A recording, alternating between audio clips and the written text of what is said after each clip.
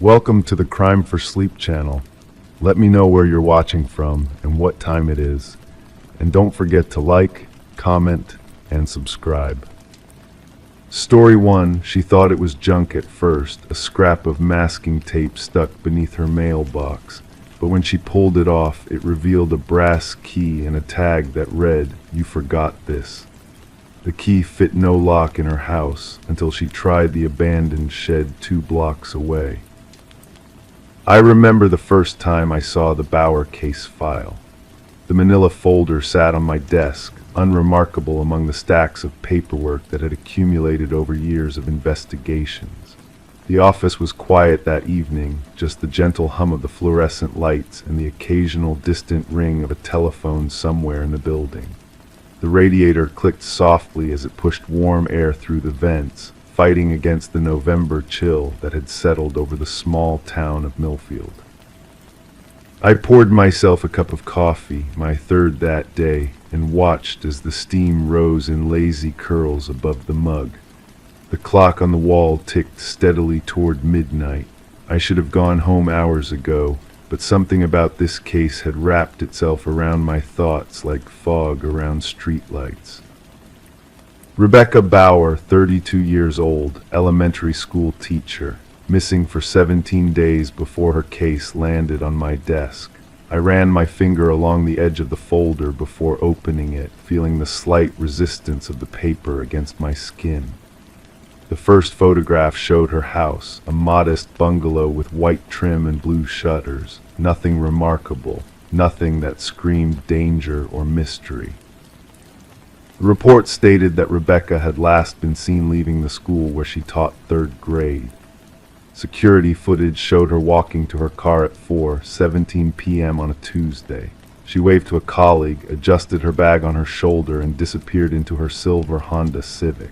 The car was later found parked in her driveway, keys in the ignition, driver's door slightly ajar. Her house was undisturbed, no signs of struggle, no blood, no broken glass, just emptiness where a person should have been. I took a sip of my coffee, letting the warmth spread through my chest as I turned to the next page. Witness statements, neighbors who saw nothing unusual, friends who described Rebecca as reliable, organized content, a boyfriend of 3 months who seemed genuinely distressed and had a solid alibi for the evening of her disappearance. The usual dead ends that make missing persons cases so frustrating. Then there was the detail that had kept me in the office past midnight, the mailbox key. 6 days after Rebecca disappeared, her neighbor noticed something unusual, a piece of masking tape stuck beneath Rebecca's mailbox. When she pulled it off, she found a brass key attached to a small paper tag bearing the words, "You forgot this," in neat, almost mechanical handwriting. The neighbor assumed it had been left by a friend or family member of Rebecca's and kept it, intending to give it to the police. I held the evidence bag containing the key up to the light. It was old, the brass darkened with age and use. Not the kind of key you'd find at a modern hardware store. It had weight to it, significance. I placed it back on my desk and leaned back in my chair, which creaked softly under my weight. The report continued with the standard procedures, house-to-house inquiries, interviews with Rebecca's colleagues, checks of her financial records and phone logs. Nothing seemed out of the ordinary. Rebecca Bauer had simply vanished, leaving behind only her car, her home, and a mysterious key that didn't fit any known lock in her possession.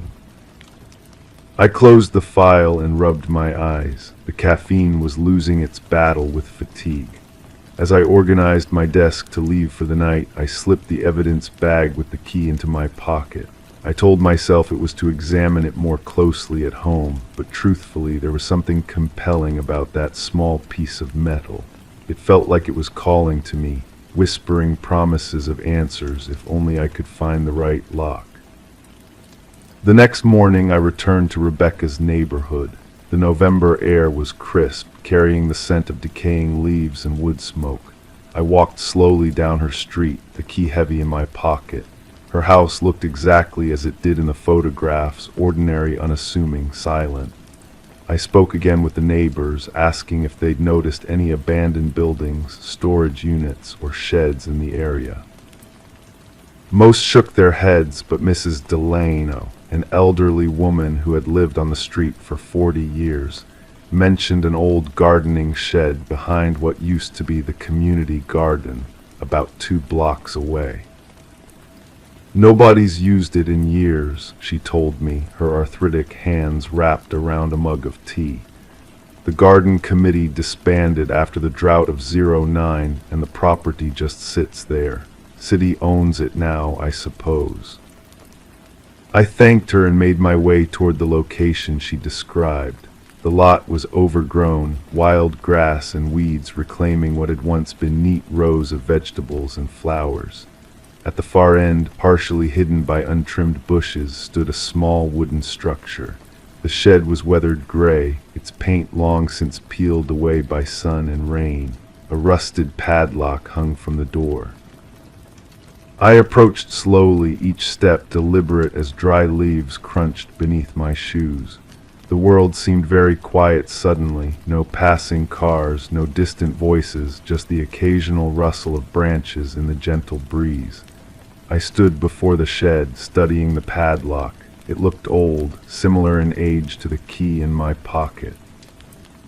With gloved hands, I removed the key from its evidence bag.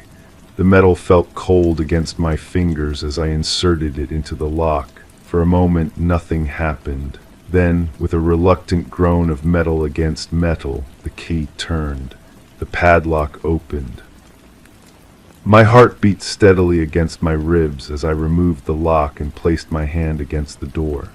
It swung inward with a long, low creak. The interior was dark, the only light filtering through a small, dirty window in the open doorway where I stood. As my eyes adjusted, I made out shapes, garden tools hanging on the walls, shelves lined with ancient seed packets and rusted cans of paint. Nothing unusual, nothing sinister. Then I noticed the floor. Unlike the wooden walls, it was dirt, packed earth that should have been level. But in the center of the shed was a distinct depression, roughly 6 feet long and 3 feet wide. The soil there looked darker, more recently disturbed than the hard-packed earth around it. I stepped back, pulled out my phone, and called for backup. As I waited, I stood in the doorway, unable to tear my gaze from that rectangular depression in the earth. The breeze picked up, sending a shower of leaves skittering across the ground. One landed at my feet, bright red against the brown dirt, like a drop of blood on the threshold of a mystery. Within an hour, the quiet lot had transformed into a crime scene. Technicians in white coveralls carefully removed the top layer of soil from the disturbed area. 6 inches down, they found the heavy plastic sheeting. Beneath that, wrapped in a blue tarp, lay the body of Rebecca Bauer. The medical examiner later determined she had died from asphyxiation. Her body showed no signs of violence beyond the fatal suffocation. She had been carefully placed in the shallow grave, her hands folded across her chest, her face peaceful, as if she were merely sleeping. Beside her body, investigators found a small wooden box containing a collection of letters, correspondence between Rebecca and someone who signed only as your secret admirer. The letters dated back 6 months. They started benignly enough, compliments about her teaching, observations about her daily routine, expressions of admiration for her kindness. But they grew increasingly possessive and detailed, revealing an observer who watched her closely, who knew her movements, who believed they shared a special connection that existed only in the writer's mind.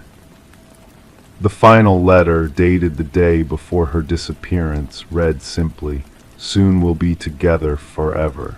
No one will separate us again." Forensic analysis of the letters yielded no fingerprints, no DNA, nothing that could lead us to the writer. The paper was common, available at any office supply store.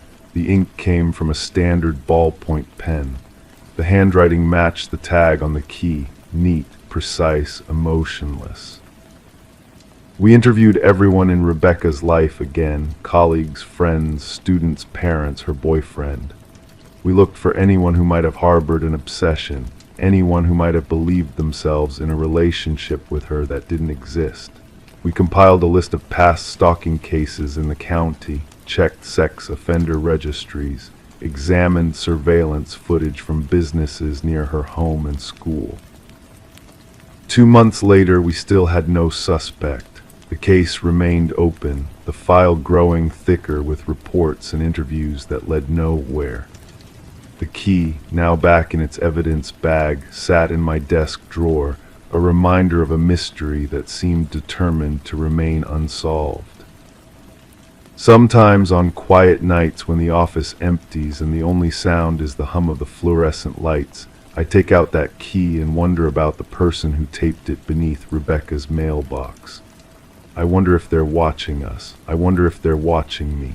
And I wonder what other locks that key might open, what other secrets lie buried in the quiet corners of our town, waiting to be discovered by someone who recognizes the invitation. You forgot this. I know that someday we'll find them. Someday we'll understand why Rebecca Bauer had to die, why she was chosen, why she was laid to rest with such careful, twisted devotion. But until then, I keep the case file open. I follow every lead, no matter how small, and I check beneath my own mailbox every morning just to be sure. Because in this line of work, you learn one truth above all others. Some people collect stamps, some collect coins, and some, the most dangerous kind, collect souls. And they always leave a key if you know where to look. Story 2. The old Victorian house had been silent for 3 days before I was called in. Rain pattered softly against the windows as I climbed the creaking stairs, each step releasing the faint scent of aged wood and lingering dust. The case seemed routine at first, a wellness check on Alina Mercer, 68, retired librarian who hadn't been answering her phone. Her sister in Arizona had called it in, concern evident in the 3 increasingly worried voicemails on my desk. I remember the weight of my notebook in my left pocket, the slight resistance of the attic door as I pushed it open. The air was different up there, cooler, drier, undisturbed. My flashlight beam cut through the darkness, illuminating dancing dust motes that swirled in its path like tiny galaxies being born and dying in the span of seconds. That's when I saw them. Rows upon rows of identical mason jars, meticulously arranged on custom-built wooden shelves that lined the rafters. In the beam of my flashlight, they gleamed with an almost reverent quality. Each jar was the same size, sealed with the same type of metal lid, and each bore a carefully printed label. My breath slowed as I approached them, the floorboards beneath my feet protesting softly with each step. The first jar I examined was dated April 17, 1998.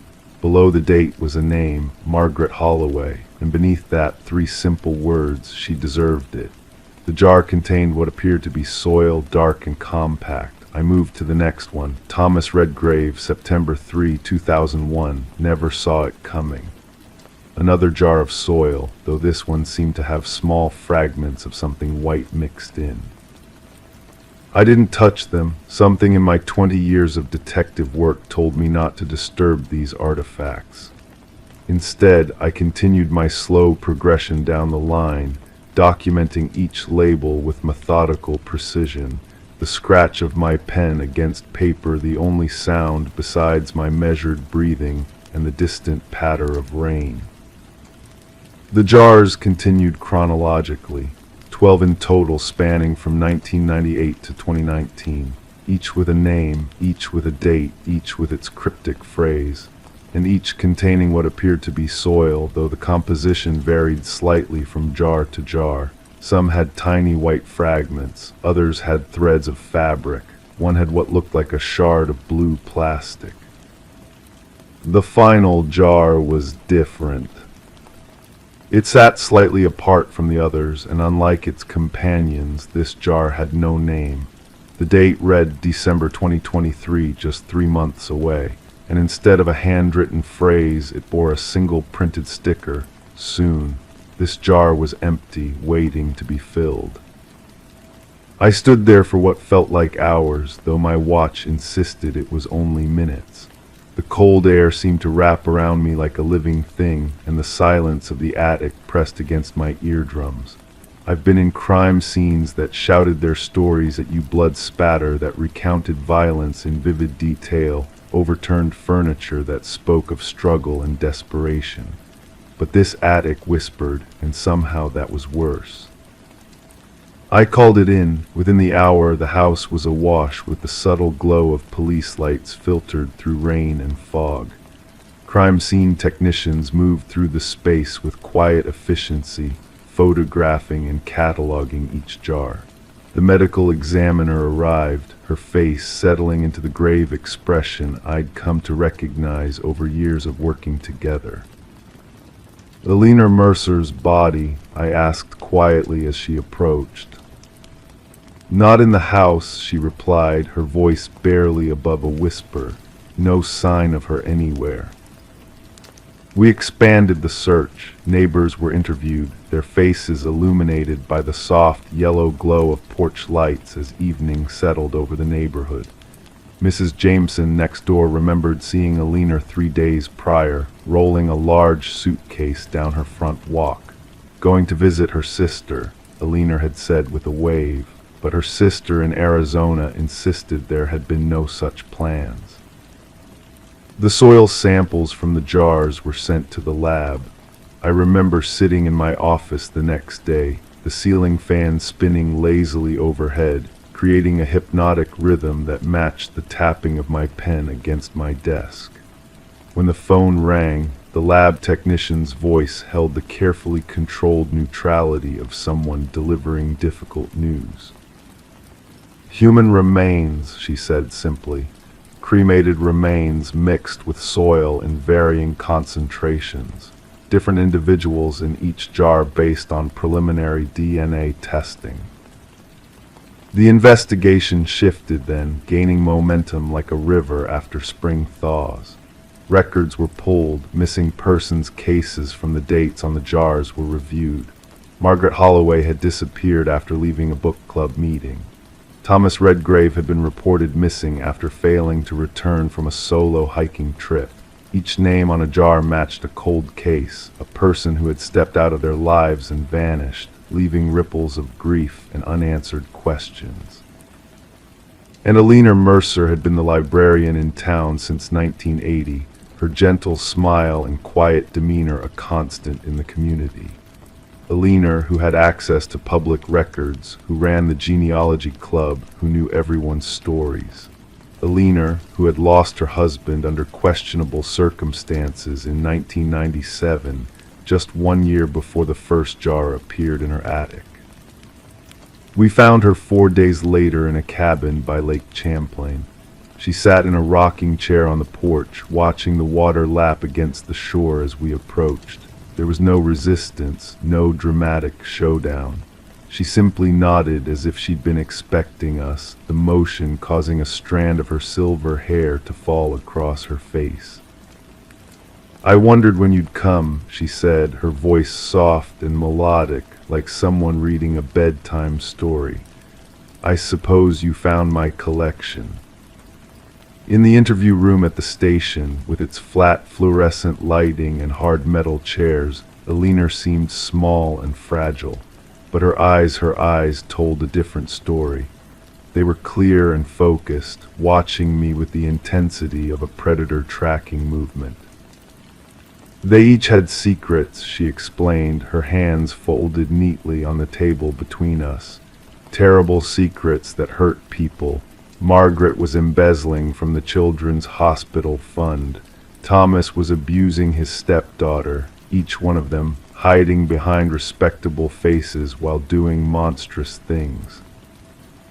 And you appointed yourself judge and jury," I said, keeping my voice level. A small smile played at the corners of her mouth. "An executioner, yes, someone had to. In a small town, detective, secrets fester if they're not excised. The last jar, I said, pushing a photograph across the table. No name. Alina's smile deepened just slightly. That was for me. I knew eventually someone would find my collection. I've had cancer for years, you see, terminal. The treatment stopped working in August. I figured I had until December at most. So you were planning to take your own life. And join my collection. Yes, poetic, don't you think, but you found me first. She leaned forward, her voice dropping to a near whisper. Though between you and me, detective, there should have been more jars, so many more. This town has more secrets than you could possibly imagine. As she was led away, Alina Mercer looked over her shoulder at me, that same small smile playing on her lips. Check the basement of the old Macready place on Elm Street, she said. Under the north corner. Roger Macready's wife didn't leave him for another man in 1985. He just wanted everyone to think that. The case file sits on my desk even now, months later.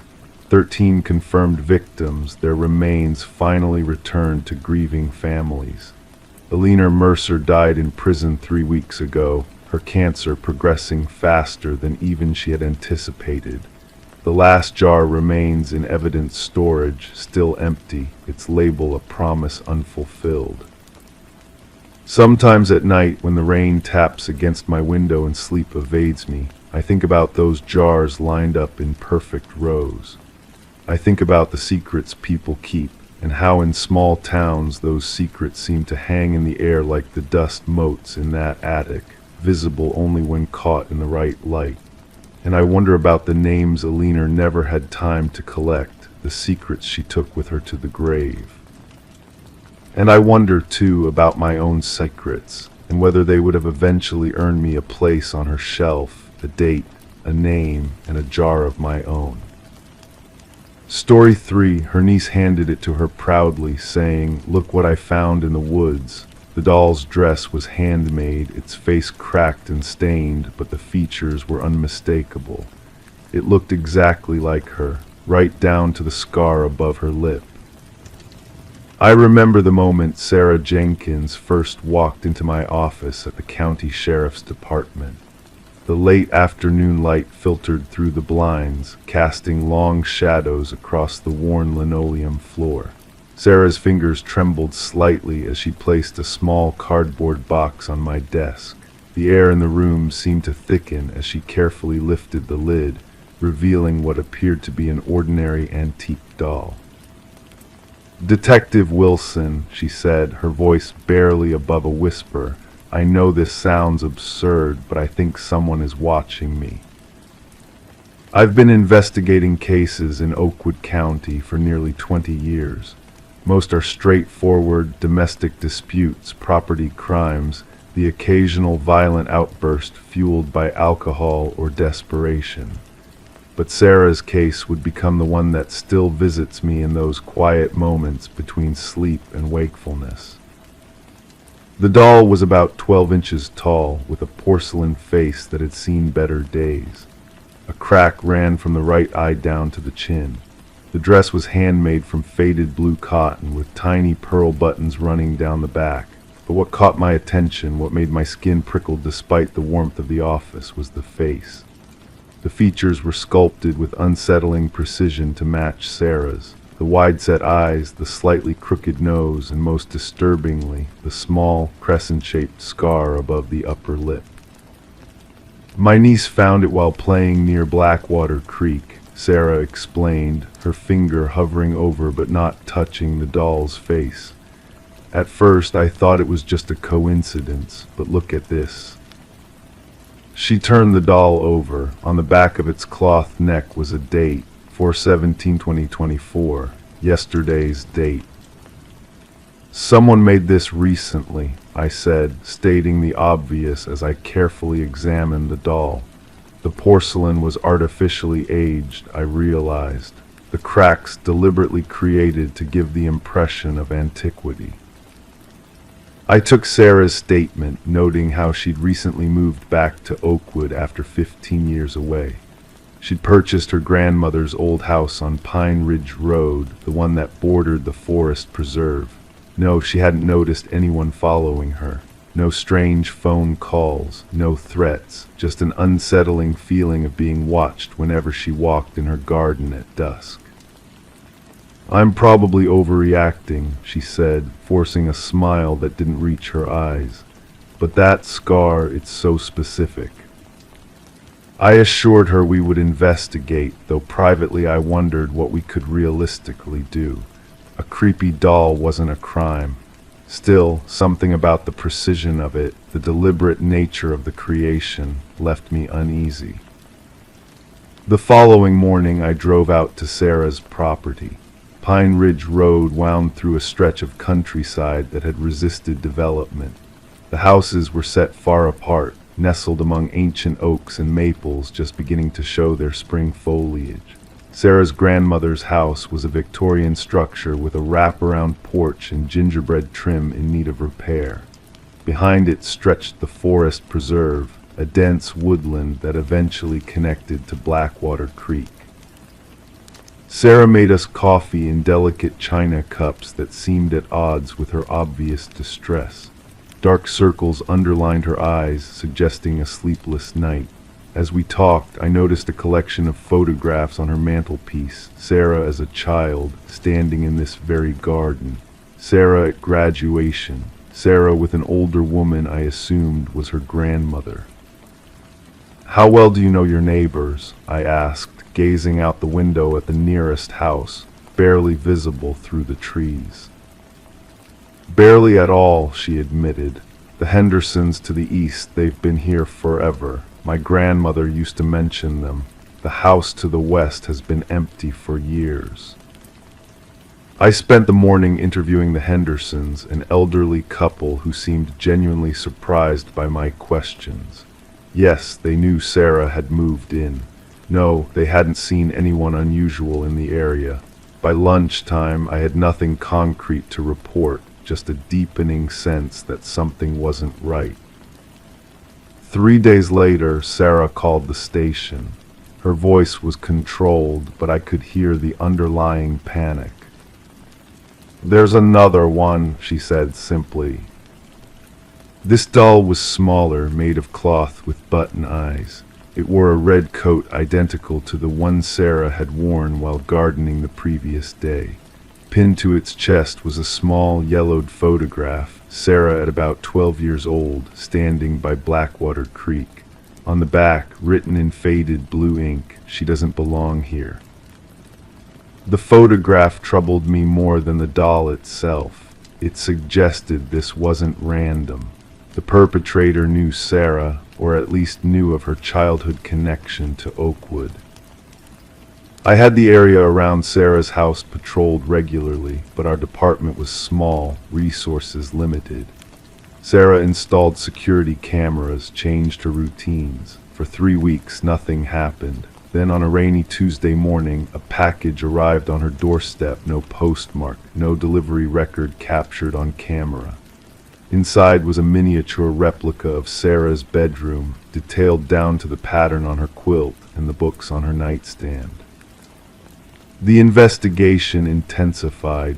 We pulled records of everyone with a history of stalking or harassment in the county. I interviewed former classmates who remembered Sarah from before she left town. Most expressed surprise she'd returned at all, given the circumstances of her departure, her parents' messy divorce, the rumors that had circulated about her family. One name kept surfacing, Daniel Mercer. He'd lived in the now empty house next to Sarah's grandmother's property. As teenagers, he and Sarah had been inseparable until something happened the summer before she left. No one seemed clear on the details, but several people mentioned an incident at Blackwater Creek. Finding Mercer proved difficult. He'd left Oakwood shortly after Sarah, moving from place to place. His last known address was in a city 3 hours away. When I finally tracked him down, he was living in a small apartment filled with intricate wood carvings and handmade furniture. He seemed genuinely surprised by my questions, his confusion appearing authentic. "Sarah's back in Oakwood?" he asked, his hands working a piece of wood even as we spoke, fingers moving with practiced precision. I had no idea. I watched those fingers, wondering if they had crafted the dolls, but something about his reaction didn't fit the profile I'd been building of our perpetrator. Mercer agreed to come to the station for further questioning, but I left his apartment unconvinced of his involvement.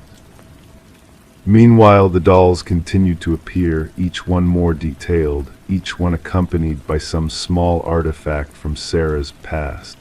A ribbon she'd worn to a school dance, a page from her childhood diary, a pressed flower from her grandmother's garden. The break in the case came unexpectedly. Sarah called me one morning, her voice tight with controlled fear. "I remembered something," she said, "about the summer before I left. We met at a cafe in town rather than her house." Sarah clutched her coffee mug with both hands as she spoke, her gaze fixed on the table between us. "There was a girl," she began, "Eliza Crane. She lived in the foster home at the edge of town. She used to follow me and Daniel around. We weren't kind to her." The name was familiar from my research. Elizabeth Eliza Crane had been in and out of the system since childhood. After leaving Oakwood, she'd been arrested several times for minor offenses, trespassing, petty theft. Then she disappeared from the system entirely about 5 years ago. "She used to make dolls," Sarah continued, her voice dropping. "She'd give them to me as gifts. I threw them away in front of her once." The pieces began to align. I pulled records on Eliza Crane, discovering she'd returned to Oakwood 6 months ago. She was working at a craft store in the next town over, living in a small rental cabin near, of all places, Blackwater Creek. The cabin was immaculate when we arrived, every surface clean, every item in its place. On a wooden workbench by the window sat 3 dolls in various stages of completion. Nearby, a collection of photographs, all of Sarah taken from a distance. Sarah gardening, Sarah shopping in town, Sarah standing at her bedroom window, unaware she was being observed. Eliza Crane was arrested that evening as she returned from work. She offered no resistance, no explanation. In her possession was another doll, this one with a tiny knife sewn into its cloth hand. During questioning, Eliza spoke little, but what she did say haunts me still. "I just wanted her to see me," she whispered, her fingers working invisible threads in the air. "The way I always saw her, the way I made her, perfect in every detail." The case was closed. Eliza Crane was charged with stalking and making criminal threats. But sometimes, on quiet nights when the wind moves through the trees outside my window, I think about those dolls, the meticulous attention to detail, the devotion twisted into something dark and threatening. I think about the fine line between love and obsession, between remembering and refusing to let go. And I check my doorstep, just to be certain nothing has been left there while I slept. Story 4, the janitor had warned her not to go down there, but curiosity won. Past the storage shelves and broken desks, she found a heavy wooden door bolted shut, scratched into the wood, dozens of tally marks, and a name she hadn't heard since childhood, her own. I remember the call that came in on a Tuesday morning, the kind of autumn day where fog clings to the ground like reluctant ghosts. Detective work is rarely as dramatic as television makes it seem, but occasionally a case arrives that feels plucked from the pages of fiction. The Westfield Elementary School incident was one of those cases. My coffee was still warm, steam rising in lazy spirals when my phone buzzed against the worn oak of my desk. Principal Davis's voice trembled slightly as he explained the situation. One of his teachers, Alina Mercer, had discovered something unusual in the school basement, something that had left her badly shaken. "She won't talk to anyone else," he explained. "She specifically asked for you." I hadn't spoken to Alina Mercer in nearly 20 years. We'd grown up in the same small town, attended the same schools, but our paths had diverged after graduation. Last I'd heard, she'd returned to Westfield to teach 3rd grade, while I had joined the County Detective Bureau. The drive to Westfield Elementary took exactly 17 minutes. The building hadn't changed much since I'd walked its halls as a student, the same red brick exterior, the same flagpole where we used to gather for morning announcements. Only now 2 police cruisers were parked out front, their presence incongruous against the cheerful mural of woodland animals decorating the entrance. Inside, the familiar scent of floor polish and chalk dust mingled with something else, anxiety, perhaps. The main office was quiet, save for the gentle tapping of rain against the windows. Principal Davis, a balding man with kind eyes magnified by thick glasses, led me down the corridor without speaking. Our footsteps echoed against the polished linoleum. Alina sat alone in the teacher's lounge, her hands wrapped around a mug of untouched tea. She looked up when I entered, and for a moment I saw the shadow of the girl I had known, hidden beneath the composed exterior of the woman she had become. "James," she said simply, "thank you for coming." I sat across from her, noting the slight tremor in her fingers as she placed the mug on the table between us. "Tell me what happened, Alina." She took a deep breath, her eyes focused somewhere beyond the room. I was looking for extra art supplies. Mr. Winters, the janitor, he told me they keep the overflow materials in the storage room downstairs. He warned me not to wander, said parts of the basement aren't safe. A pause. But I heard something, a sound like scratching. The basement at Westfield had always been a subject of schoolyard rumors. Parts of it predated the main building, remnants of the original schoolhouse built in the 1890s. Renovations over the decades had created a labyrinth of storage rooms and forgotten spaces. Alina continued, her voice growing steadier as she spoke. I followed the sound past the main storage area. There's a corridor I didn't know existed, with old desks and filing cabinets lining the walls, and at the end, she swallowed hard, a door, heavy wood, reinforced with metal bands. It was bolted shut from the outside.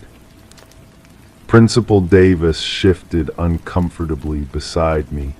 The maintenance staff claims they don't know anything about that section. It doesn't appear on any of our building plans. The door, Alina said, her voice barely above a whisper now. It had marks carved into it, dozens of them, tally marks like someone was counting days, and beneath them, her eyes met mine. My name, Alina, not just scrawled but deeply carved into the wood. The weight of her words settled between us like dust. I asked the question we were all thinking. Did you open the door? She shook her head. I couldn't. The bolt was rusted in place, would need tools to move it, but her voice faltered. I pressed my ear against the wood. There was silence then, a soft tapping, like fingers drumming gently on the other side. Principal Davis looked pale. "We've called a locksmith to help us open it safely. We thought you should be present, given the unusual circumstances." The walk to the basement felt longer than it should have. The stairwell lights buzzed overhead, casting harsh shadows against concrete walls. The air grew cooler, mustier with each step we descended. At the bottom, a heavy fire door separated the stairwell from the basement proper. Mr. Winters, the janitor, met us there. He was older than I expected, with calloused hands and eyes that had seen too much. "I've worked here 27 years, he said without preamble. "Never seen anyone go down that far corridor. It's always been locked." "But not today," Alina said quietly. "No, ma'am. Found the padlock broken this morning during my rounds. Figured it was kids messing around." The locksmith, a local man named Bauer, nodded to me as we proceeded. The main storage room was well lit, shelves neatly organized with textbooks and classroom supplies. But beyond it, where the fluorescent lights gave way to bare bulbs hanging from chains, the atmosphere changed perceptibly. Alina wasn't exaggerating about the corridor. It felt forgotten, untouched for years. Dust motes danced in the beam of my flashlight, the air thick and undisturbed. Old wooden desks with cast iron legs stood in uneven rows, their surfaces etched with generations of initials and doodles. And there at the end stood the door. It was older than the building itself, solid oak darkened with age. Metal bands reinforced its length, and a heavy iron bolt now visibly corroded secured it shut. But what drew my attention were the marks Alina had described. Tally marks, scores of them, grouped in sets of 5. They covered nearly half the door's surface, carved with what must have been painstaking precision, and below them in letters 3 inches high, ELENA. The locksmith approached cautiously, examining the door without touching it. "This isn't original to the school," he murmured.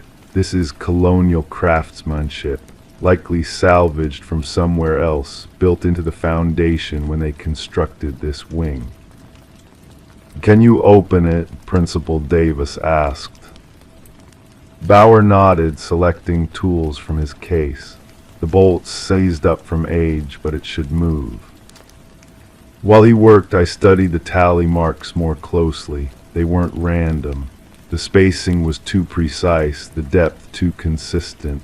This wasn't idle scratching, it was deliberate record-keeping. I counted quickly over 300 marks. "Almost a year," I said aloud. Alina looked at me. "What?" "The marks, if each one represents a day, that's nearly a year of counting." The locksmith worked silently, applying penetrating oil to the bolt's mechanism. After several minutes, he gripped it with both hands and pulled. For a moment, nothing happened. Then, with a sound like a distant scream, the bolt slid free. No one moved. The door remained closed, heavy and imposing in the dim light. "Should we wait for backup?" Principal Davis whispered.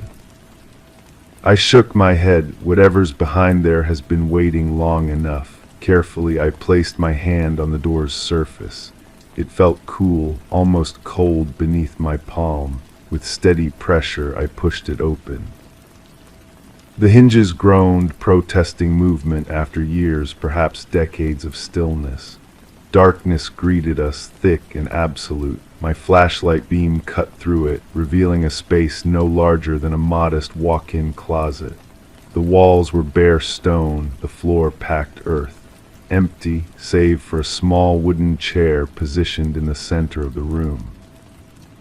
Empty but not unused, because there on the wall opposite the door, scratched into the stone with the same meticulous precision as the tally marks outside, was a message. "I knew you'd come back, ELENA." The room had been abandoned for years, this was clear from the undisturbed dust that coated every surface. Yet somehow, impossibly, the chair held the faint impression of someone having recently sat there. Alina stood frozen beside me. "I don't understand," she whispered. "I've never been down here before. I didn't even know this place existed until today." I examined the room more thoroughly, my flashlight revealing nothing but bare walls and that single, unsettling message. No other doors, no windows, no explanation for who had been kept here or how they had eventually left. "The school records," I said finally. "We need to check if there was ever another Elena associated with this building. A student, perhaps, or a teacher from earlier years." Later that afternoon, in the quiet of the district archives, we found our answer, or at least the beginning of one. In a student registry from 1937, nearly 90 years earlier, Elena Mercer, not my Elena, but her great-grandmother, who had disappeared during her final year of elementary school. The case had never been solved. The investigation continues, but some mysteries resist easy explanations. The locked room remains empty, its purpose unclear. Sometimes at night, when the school stands silent and dark, Mr. Winters claims he can hear the faint sound of scratching coming from behind that heavy oak door, as if someone is still keeping count, still waiting for Elena to return. And sometimes, in the quiet moments between cases, I wonder about those tally marks. 312 of them, one day short of a full year. Why did the counting stop? Story 5, he showed up at her door looking thin, nervous, and familiar. "You said you would help me disappear," he whispered. She'd never seen him before in her life, but he knew everything about her past, things no one else could possibly know. I still remember the weight of the file in my hands when this case first crossed my desk. It was unusually thin for a missing persons report, just a few sheets of paper held together by a single paper clip that had left a slight indentation on the corner. Detective work is often like this, small impressions that speak volumes if you know how to read them. The woman's name was Elena Marsh, 42 years old, a clinical psychologist with a private practice in Millfield, a sleepy suburb where the sidewalks roll up at 9 and the local diner serves the same pie recipe they've used since 1963. I'd driven through once years ago and remembered only the impossibly green lawns and white picket fences, a postcard of suburban tranquility. The clock on my office wall ticked softly as I read her statement. The radiator in the corner hissed occasionally, releasing small clouds of steam that dissipated into the still air of the room. Outside, a light drizzle had started, tiny droplets collecting on my window, distorting the view of the city lights beyond. According to her statement, a man had appeared at her door on a Tuesday evening, just as the autumn sun was setting. Elena had been preparing dinner, chopping vegetables for a soup, when the doorbell rang. She wasn't expecting anyone.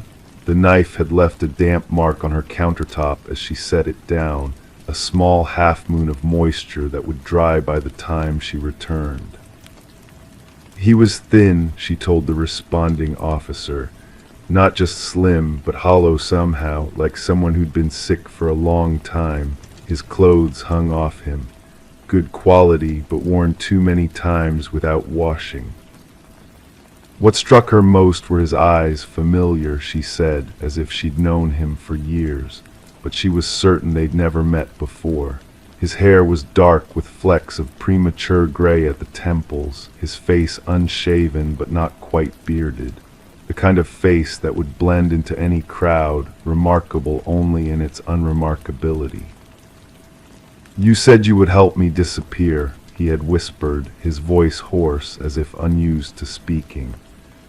Elena had stood in her doorway, the warm light of her kitchen spilling out around her onto the porch where this stranger stood, his figure half in shadow.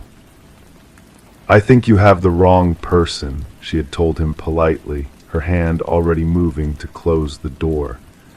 That's when he said her maiden name, Winterson, a name she hadn't used in over 15 years, not since her divorce. The paper crinkled softly as I turned the page of her statement. My coffee had grown cold beside me, a thin film forming on its surface. I took a sip anyway, barely registering its bitterness. He knew things about her, Alina had said, things she'd never told anyone. How she'd broken her arm at age 7, falling from a tree house her father had built. The name of her first pet, a tortoise called Einstein. The fact that she kept a small stone from every place she'd ever visited in a wooden box beneath her bed. "How do you know these things?" she had asked him, a chill running up her spine despite the warmth of the evening. "Because you told me," he had replied, "in another life." I paused here, my finger resting on this line in the report. It was such a strange phrase, melodramatic, almost theatrical. Not the kind of thing you'd typically find in a police report. I made a small note in the margin with my pencil, the graphite leaving a soft gray mark on the paper. Alina had let him in, perhaps out of curiosity, perhaps out of fear. She'd later tell me it was a professional reflex, the psychologist in her recognizing someone in distress. He had sat at her kitchen table, his hands trembling slightly as she poured him a glass of water. The ice cubes clinked against the glass, a small, normal sound in what was rapidly becoming a most abnormal evening. His name, he said, was Daniel Keene, but then he'd shaken his head as if disagreeing with himself. "That's not right anymore," he'd muttered. "I've had so many names now." The kitchen light had cast strange shadows on his face, deepening the hollows of his cheeks and eyes. Alina had noticed a scar on his left hand, thin and precise, like a surgical incision. 5 years ago, he had told her, his eyes never leaving hers, you helped a man change his identity. You gave him documents, a new name, a new life. I need you to do the same for me. Alina had no memory of ever doing such a thing. Her practice mainly dealt with anxiety disorders and mild depression. She'd never been involved in anything even remotely criminal, and yet this stranger spoke with such conviction, such absolute certainty. "I don't know what you're talking about," she had told him firmly. "I think you should leave." But Daniel, if that was indeed his name, had continued as if he hadn't heard her. He described in meticulous detail a procedure that sounded more like something from a spy novel than real life. Fake passports, offshore accounts, carefully constructed backstories. All things that Alina Marsh, respectable psychologist, would never have knowledge of. The next part of the report was what had brought the case to my desk. Daniel had reached into his pocket and removed a photograph, faded and creased as if it had been handled many times. In the photograph were two people, a younger version of Daniel, healthier and smiling, standing next to a woman who looked exactly like Alina. Except Alina had no memory of the photograph ever being taken. "That's not me," she had insisted, despite the undeniable resemblance. "It is," Daniel had replied softly, "just not in this timeline." The rain had intensified outside my window, drumming a gentle rhythm against the glass. I stretched, feeling the tension in my shoulders from hunching over the file for too long. The fluorescent light above me hummed faintly, a sound you only notice in the stillness of night. What had followed was a story so bizarre that the responding officer had initially suspected a mental health crisis. Daniel claimed to be from what he called a parallel track, not quite our world, but one very similar. A world where Alina Marsh was not just a psychologist, but also someone who helped people disappear when they were in danger. In his world, he claimed, they had met when he needed to escape from powerful people who wanted him silenced. He discovered something. Here the report noted that he'd become vague and evasive, something that they didn't want revealed. Alina had eventually called the police.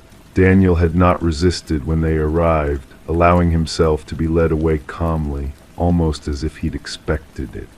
He'd had no identification on him, no wallet, no phone. The only possessions in his pockets were the photograph and a small brass key that didn't seem to fit any conventional lock. 3 days after his arrest for trespassing and harassment, Daniel Keene had vanished from his cell. No signs of forced entry, no disruption to the station's security cameras. One moment he was there, sitting quietly on his bunk, and the next he was gone, as if he'd simply stepped out of our reality. The case might have been filed away as an unsolved oddity, a footnote in the station's records, if not for what happened next. 2 weeks after Daniel's disappearance, Alina Marsh found a package on her front porch. Inside was a notebook filled with writing she recognized as her own handwriting, though she had no memory of writing any of it. The notebook contained detailed instructions for creating new identities, along with names and dates that meant nothing to her, and on the final page a simple message: for when he comes back, he always comes back. I closed the file, my mind turning over the possibilities. A sophisticated con, perhaps. Or maybe Alina Marsh had a past she was hiding, even from herself. The most likely explanation was that Daniel was a stalker who had researched her thoroughly, crafting an elaborate fantasy around her. But none of those explanations accounted for his disappearance from a locked cell, or for the notebook in her handwriting. The next morning I drove to Millfield. The autumn leaves were turning, splashes of red and gold against the gray sky. Alina Marsh's house was exactly as I'd pictured it, a modest 2-story with neatly trimmed hedges and potted chrysanthemums flanking the front door. She answered on the second knock, her face guarded but composed. The living room she led me into was tastefully decorated, with bookshelves lining one wall and large windows overlooking a small backyard. There was nothing to suggest anything out of the ordinary happened here. We talked for over an hour. She was articulate, thoughtful in her responses. Nothing in her manner suggested deception or mental instability. She showed me the notebook, her fingers slightly hesitant as she handed it over, as if touching something slightly dangerous. The handwriting was indeed a perfect match to the notes she showed me from her patient sessions. "Do you believe him?" I asked finally, as the conversation reached its natural conclusion, about being from another timeline. Alina was silent for a long moment, her fingers absently tracing the rim of her teacup. "I believe he believes it," she said carefully, "but what frightens me more is this." She tapped the notebook, "because either I wrote this and somehow forgot, or..." She didn't finish the sentence. She didn't need to. As I was leaving, something caught my eye, a small wooden box on her mantelpiece. Without thinking, I asked, "Is that where you keep your stones, from all the places you've visited?" Alina froze, her hand on the door. "No," she said slowly. "That box was a gift from my mother. I keep old letters in it." "My mistake," I said, but a chill had settled in the room between us. Because according to the file, according to Daniel's story, Alina kept her collection of stones in a wooden box under her bed, a detail she'd confirmed in her statement to the responding officer. A detail I shouldn't have known. As I walked back to my car, the autumn wind rustling the leaves around my feet, I couldn't shake the sensation of something shifting just at the edge of my perception. A world almost identical to this one, but not quite. A world where Alina Marsh helped people disappear, and where a man named Daniel Keene had discovered something dangerous enough to flee across realities. The case remains open. Daniel Keene has never been found. Eleanor Marsh continues her practice in Millfield, though she's installed additional security cameras around her home. The notebook is locked in an evidence locker at the station, its secret still unexplained. Sometimes on quiet nights when the rain taps gently against my window and the world seems to hold its breath, I find myself wondering about parallel tracks and lives we might have lived. And I wonder too about the thin man with familiar eyes and whether somewhere in some other timeline he finally found his way home. Or whether perhaps he's still out there, moving between worlds, searching for the woman who once promised to help him disappear. Story 6, it slid out as the mirror cracked, a thick file marked Archive Level 2. Inside were surveillance photos of her taken from high angles, parking lots, her backyard, even her bedroom, and a sticky note on the last page, subject unaware, proceed. I still remember the weight of that folder in my hands, heavy, like secrets always are. The edges were worn smooth from handling, suggesting this wasn't new information but a collection curated over time. The paper felt cool against my fingertips as I stood there in Jennifer Mackenzie's bathroom, the shattered mirror reflecting fragments of my stunned expression. I wasn't supposed to be investigating anymore. After 23 years with the department, I had quietly retired to a cabin overlooking Lake Champlain. My days were supposed to be filled with fishing and the occasional woodworking project, but when Jennifer, my niece, mentioned the feeling of being watched during our monthly phone call, something in her voice pulled me back into the world I thought I'd left behind. "It's probably nothing, Uncle Ray," she had said, her laugh a little too forced. "Just getting jumpy since I started living alone."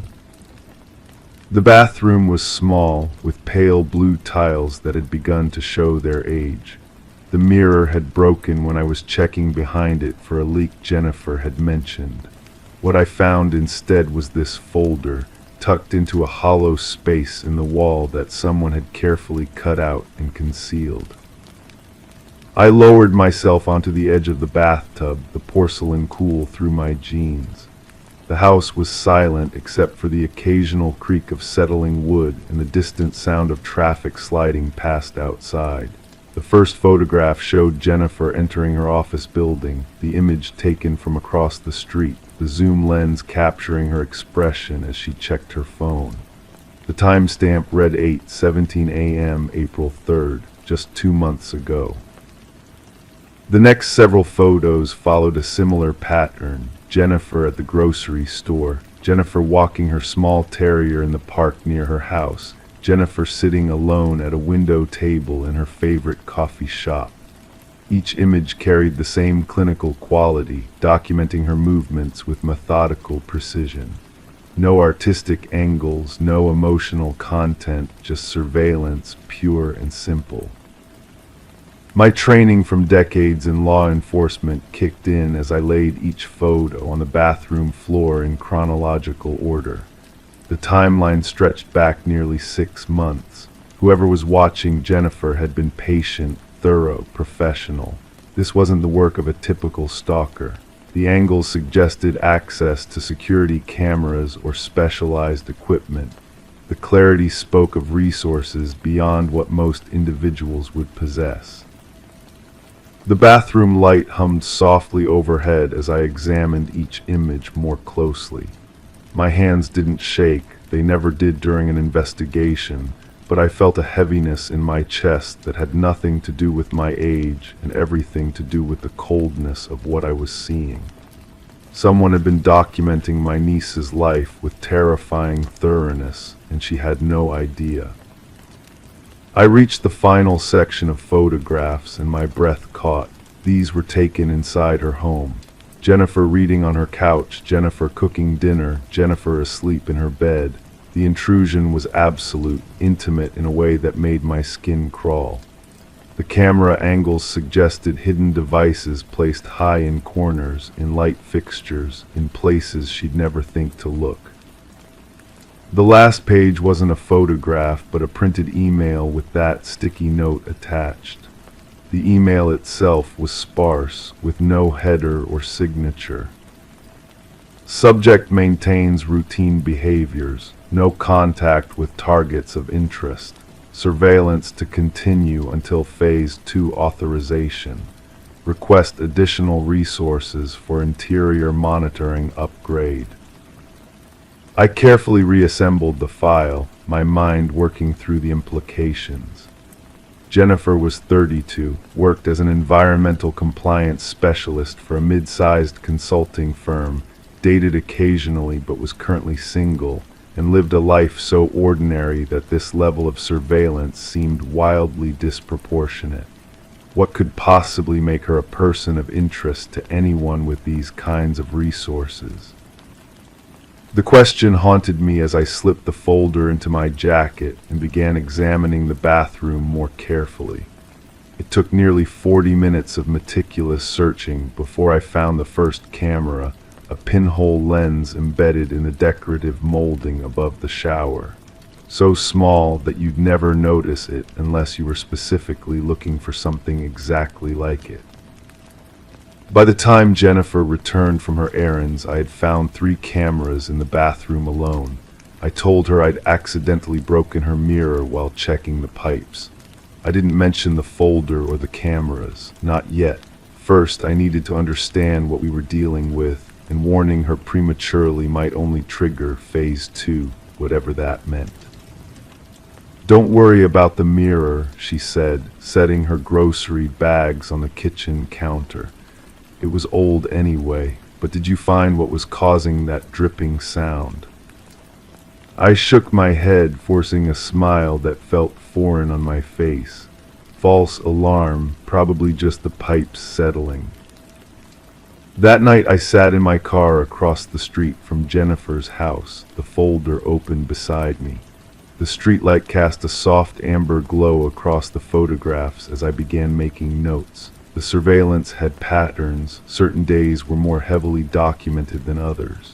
Jennifer's interactions with anyone were given special attention, and there were gaps, periods of 3 or 4 days where no photos were taken at all. The cool night air filtered through my partially opened window, carrying the scent of someone's fireplace burning nearby. I tapped my pen against the steering wheel, a habit from my detective days that helped me think. This wasn't random. This wasn't even about Jennifer herself. My niece was being watched because of something or someone she was connected to. But who? I pulled out my phone and scrolled through recent pictures of us together, trying to see Jennifer through a stranger's eyes. What made her special? What made her a target? She had mentioned no new relationships, no unusual occurrences at work, no strange encounters. Her life was stable, predictable, ordinary. Unless that was exactly the point. The realization came slowly, settling into my mind like sediment in still water. Jennifer's ordinary life made her perfect for what I wasn't yet sure, but her predictable patterns, her lack of serious relationships, her independent lifestyle, all of it made her an ideal candidate for something. 2 days later, after installing counter-surveillance equipment in Jennifer's house, explaining it away as a security upgrade, after a series of break-ins in a neighborhood across town, I had my answer. The cameras I discovered were broadcasting to a receiver in the vacant house 2 doors down. The property had been purchased 3 months earlier by a shell company that, with some digging, I traced to a private security firm with government contracts. What I still didn't know was why. Why Jennifer? Why this level of intrusion? The answer came in the form of a name buried in her company's client list, Meridian Technologies, a defense contractor currently under federal investigation for suspected espionage. Jennifer had been their compliance officer for exactly 1 project 6 months earlier, right when the surveillance began. They weren't watching Jennifer because of who she was. They were watching her because of what she might have seen without realizing it. Documents, communications, meetings, something had passed through her hands that mattered to someone powerful enough to mount this kind of operation. I sat in my motel room, the pieces finally forming a coherent picture. Jennifer was being monitored to see if she had connected the dots on whatever Meridian was hiding, and to identify anyone she might share that information with. The proceed note suggested they were preparing to move beyond passive surveillance. The question now wasn't why anymore, but how to protect her without triggering whatever came next. I knew enough about these kinds of operations to understand that simply confronting the Watchers would only endanger Jennifer further. They'd recruited professionals, which meant they'd plan for contingencies. 1 week later, Jennifer moved to stay with her mother in Oregon, taking a sudden leave of absence from work for family reasons. The surveillance team would follow her, of course, but they'd find nothing of interest, because before she left, Jennifer transferred all her work files to an encrypted drive that was now in my possession, waiting to be delivered to a former colleague at the FBI. As for the folder that started it all, I left it exactly where I found it, behind a newly installed bathroom mirror. But I added one item, a note of my own, placed carefully on top of their surveillance photos. Watchers now watched, reconsider. Sometimes the most effective countermove isn't confrontation, but simply letting your opponent know that the game has changed, that the hunter might have become the hunted, that secrets never stay hidden forever, especially when they slip out from behind broken mirrors into hands that know exactly what to do with them. The folder remains there still, as far as I know. Jennifer is safe, rebuilding her life far from here. The investigation into Meridian continues, now with evidence they never intended to see the light of day. And I've returned to my cabin by the lake, watching the water and waiting, because some stories don't end, they just pause before the next chapter begins. And I can't help but wonder who else might have folders hidden behind their mirrors, waiting to be found. Story 7. She was replacing the old flooring when she found them, deep grooves in the wood, leading from the hallway into the bedroom. At the end of the trail, under the bed frame, she found a broken fingernail embedded in the floor. I remember the first time I entered the Whitman residence. The air hung heavy with dust motes dancing in the afternoon light that filtered through yellowed curtains. The house had been vacant for almost 2 years, ever since Mary Whitman, a 68-year-old retired school teacher, had seemingly vanished without a trace. Her mail had piled up, her utilities had been shut off, and eventually the bank had foreclosed on the property. The new owner, a young woman named Eliza Morgan, had purchased the place at auction, charmed by its Victorian architecture and the quiet cul-de-sac it occupied in the sleepy town of Cedar Mills. Eliza was eager to renovate, to breathe new life into the old bones of the house. That's how she found what so many before her had missed. On a Tuesday morning in late September, Eliza was pulling up the faded beige carpet in the upstairs hallway. She'd already removed the living room flooring and was pleased to discover pristine hardwood underneath. But here, something was different. As she peeled back the carpet and padding, her fingers traced over deep, irregular grooves in the wood. I didn't know what to make of them at first, she told me later, her voice soft and hesitant. They looked almost like someone had dragged something sharp across the floor. The scratch marks formed an uneven trail leading from the center of the hallway toward the master bedroom. They deepened as they approached the doorway, as if whoever or whatever had created them had been fighting against being pulled inside. When Eliza followed the marks into the bedroom and continued removing the carpet, she found them leading directly to the heavy oak bed frame. And there, embedded in the last and deepest gouge, was a broken fingernail with traces of red polish still clinging to the edges. That's when she called the police, and that's when I got involved. My name is Detective Sarah Harmon. I've worked cold cases in Cedar Mills for 11 years, and Mary Whitman's disappearance was one I'd reviewed periodically since it happened. There wasn't much to go on, no signs of forced entry, no evidence of foul play.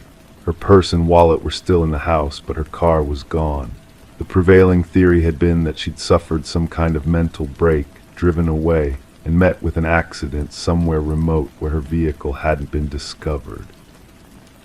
But now, standing in that bedroom, watching as the crime scene technicians photographed the scratch marks and carefully extracted the fingernail, I felt the familiar tightening in my chest that told me this case was about to change. How did no one notice this before? I asked the lead technician, a meticulous man named Powell who'd been with the department longer than anyone. He shook his head slowly, measuring his words. The original investigation didn't pull up the carpet. There was no reason to. The carpet looked undisturbed, and they were working on the assumption she'd left voluntarily. I crouched down to examine the marks more closely. They weren't fresh. The wood had darkened around the edges of each gouge, and years of dust had settled into the crevices. These marks had been here when Mary disappeared. They told a story that contradicted everything we thought we knew about the case. The lab results came back a week later. The fingernail contained DNA that matched samples from Mary Whitman's hairbrush and toothbrush that had been collected during the initial investigation. The polish color, a distinctive burgundy shade called Midnight Vow, matched the half-empty bottle still sitting on her bathroom vanity. I spent hours at my desk revisiting every detail of the original case file. Mary had no known enemies. She'd retired 5 years before her disappearance after teaching 3rd grade for over 40 years. She was well-liked, active in her church, and regularly volunteered at the local animal shelter. Her husband had passed away a decade earlier from heart failure, and they had no children. Her closest relative was a niece who lived 3 states away and visited only during holidays. What had happened in that house? The scratch marks told a story of struggle, of someone being dragged against their will. But by whom, and why had they taken her car? The breakthrough came from an unexpected source. As part of the renewed investigation, we obtained Mary's phone records from the months leading up to her disappearance. 3 weeks before she vanished, she'd made several calls to a local handyman named Victor Mercer. Mercer was in his 50s now, with a reputation as a reliable worker who specialized in helping elderly residents with home repairs. He had no criminal record beyond a DUI from his 20s. When I interviewed him at his modest home on the edge of town, he seemed genuinely surprised to hear about the scratch marks. "I fixed a leaking pipe under her kitchen sink," he explained, his calloused hands wrapped around a mug of coffee. "And then she called me back to look at her furnace before winter. That was it." But something in his manner didn't sit right with me, a slight tension around his eyes when he spoke about her. I requested permission to search his garage, suggesting it was a routine part of following up on anyone who had access to the house around that time. Remarkably, he agreed without hesitation. "Go ahead," he said, gesturing toward the detached structure behind his house. "I've got nothing to hide." The garage was meticulously organized, tools hanging in perfect alignment on pegboards, labeled bins stacked neatly on metal shelving. In the corner sat a covered shape that turned out to be a 1998 Toyota Camry, the same make, model, and color as Mary Whitman's missing vehicle. When we ran the VIN number, it confirmed what I already suspected. This was Mary's car. The interior had been completely stripped and reupholstered, but luminol testing revealed traces of blood that had seeped into the cracks around the trunk lining. We arrested Victor Mercer that afternoon. After 6 hours of questioning, he finally broke. She was going to report me, he whispered, his eyes fixed on some middle distance. She found out about the others. The others, as it turned out, were elderly clients whose homes Mercer had burglarized after completing repair work. He'd stolen jewelry, cash, and small valuables over the years, careful to take items that might not be immediately missed by forgetful owners. But Mary had caught him pocketing a valuable coin collection that had belonged to her late husband. She was waiting for me when I came to fix her furnace, he said. Told me she'd been cataloging everything of value in her house after noticing some items missing. Said she had proof it was me. According to Mercer, Mary had threatened to go to the police the next day. He'd panicked, struck her from behind with a wrench, and then dragged her unconscious body from the hallway into her bedroom, where he'd strangled her. She woke up while I was dragging her, he said flatly. Started clawing at the floor. I didn't know she'd broken a nail there. He'd wrapped her body in a blanket, placed her in the trunk of her own car, and driven to a remote area in the national forest 2 counties over. He buried her body deep in the woods, drove her car back to his garage, and methodically removed any evidence of what had happened. The carpet, which he knew contained fibers and possibly blood evidence, had been the one thing he couldn't safely remove without drawing attention. So he'd left it, never imagining that the solid wood underneath held the evidence of Mary's final moments. 3 days later, we found Mary Whitman's remains exactly where Mercer had described. She was still wrapped in her own floral blanket, buried beneath a stand of pine trees whose fallen needles had created a soft, thick carpet over her makeshift grave. The medical examiner confirmed strangulation as the cause of death. I think often about those scratch marks, how they remained hidden for so long, silent witnesses to a desperate struggle. How Mary, in her final conscious moments, had left behind a clue that eventually brought her killer to justice. And I think about Eliza Morgan, who simply wanted to restore an old house to its former beauty, never expecting to solve a crime that had gone cold years before. Sometimes the truth lies just beneath the surface, waiting for someone to pull back the layers and listen to what the silence has been trying to tell us all along. Story 8, it was barely visible in daylight, but at night with the TV off she could see it, a phrase etched into the black glass. 5 words. Stop acting like it's over. She lived alone, and the screen had never been scratched before. I remember the way the case file landed on my desk on a Tuesday morning in October.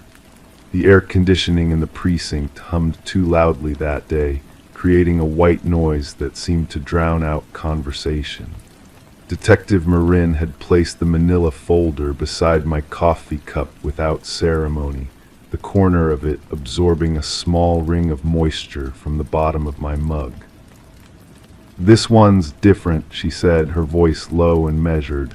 No forced entry, no theft, just psychological terrorism, if you ask me. I opened the file and saw the first photograph, a television screen photographed in darkness, with the flash of the camera creating a ghostly reflection. But even with that glare, I could make out the thin, scratched letters forming a message that would haunt me for months to come. Alina Reeves lived in apartment 4C of the Westlake residences, a renovated building from the 1930s with high ceilings and crown molding that attracted young professionals who appreciated historical charm. She was 34, worked as a content strategist for a marketing firm downtown, and had lived alone for the past 3 years following a peaceful but definitive breakup with her long-term boyfriend. The bedroom in her apartment was painted a soft blue-gray. I noticed this immediately upon entering the scene 2 days after she'd made the report. The television sat across from her bed on a low mid-century modern credenza. Nothing about the room suggested disruption or violence. Everything was in its proper place. "I first noticed it 3 nights ago," Alina explained, her voice steady but her fingers repeatedly tucking and untucking her hair behind her ear. "I was about to turn on a show before bed when I saw something strange on the screen. I thought it was dust at first."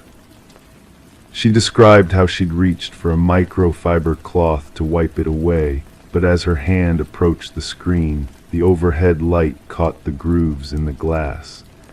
That's when she saw it wasn't dust at all, but a message carved with something sharp. "Stop acting like it's over." "I haven't been in a relationship for almost a year," she told me, sitting on the edge of her perfectly made bed. "My last boyfriend, Marcus, moved to Seattle in January. It was completely amicable."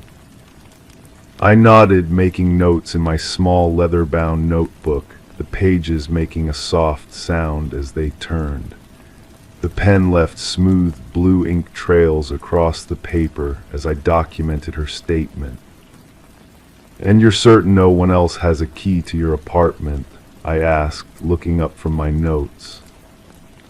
"Just the building manager," she replied, "and I've been home every night for the past 2 weeks. I've been working on a major presentation.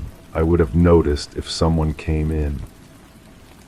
The building had a security system, but it was basic. Cameras in the lobby and at exit doors, but none in the hallways. I spent that afternoon reviewing grainy footage of the lobby, watching residents come and go, looking for anyone who didn't belong. The soft hum of the security office's computer fan created a rhythmic backdrop to my investigation.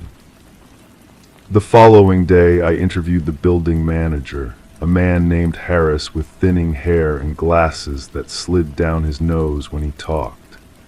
The key cabinet in his office was organized meticulously, each key hanging on its own labeled hook.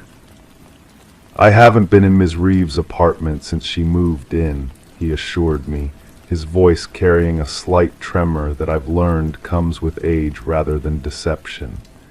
"We only use the master keys for emergencies." The building maintenance records showed no service calls to Alina's apartment in over 6 months. No plumbers, no electricians, no workers who might have been alone with her television. 3 days into the investigation, Alina called the precinct at 2:14 a.m. Her voice on the phone was tight with controlled fear. "There's another message," she whispered, "on my bathroom mirror this time." I drove through empty streets to reach her apartment, the streetlights creating pools of amber that disappeared in my rearview mirror. The night security guard recognized me and nodded as I passed through the lobby.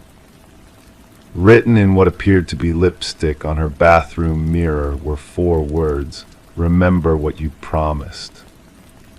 Alina stood in her living room, arms wrapped around herself, wearing a gray sweatshirt that seemed too large for her frame. "That's my lipstick," she said, pointing to an open makeup bag on her bathroom counter.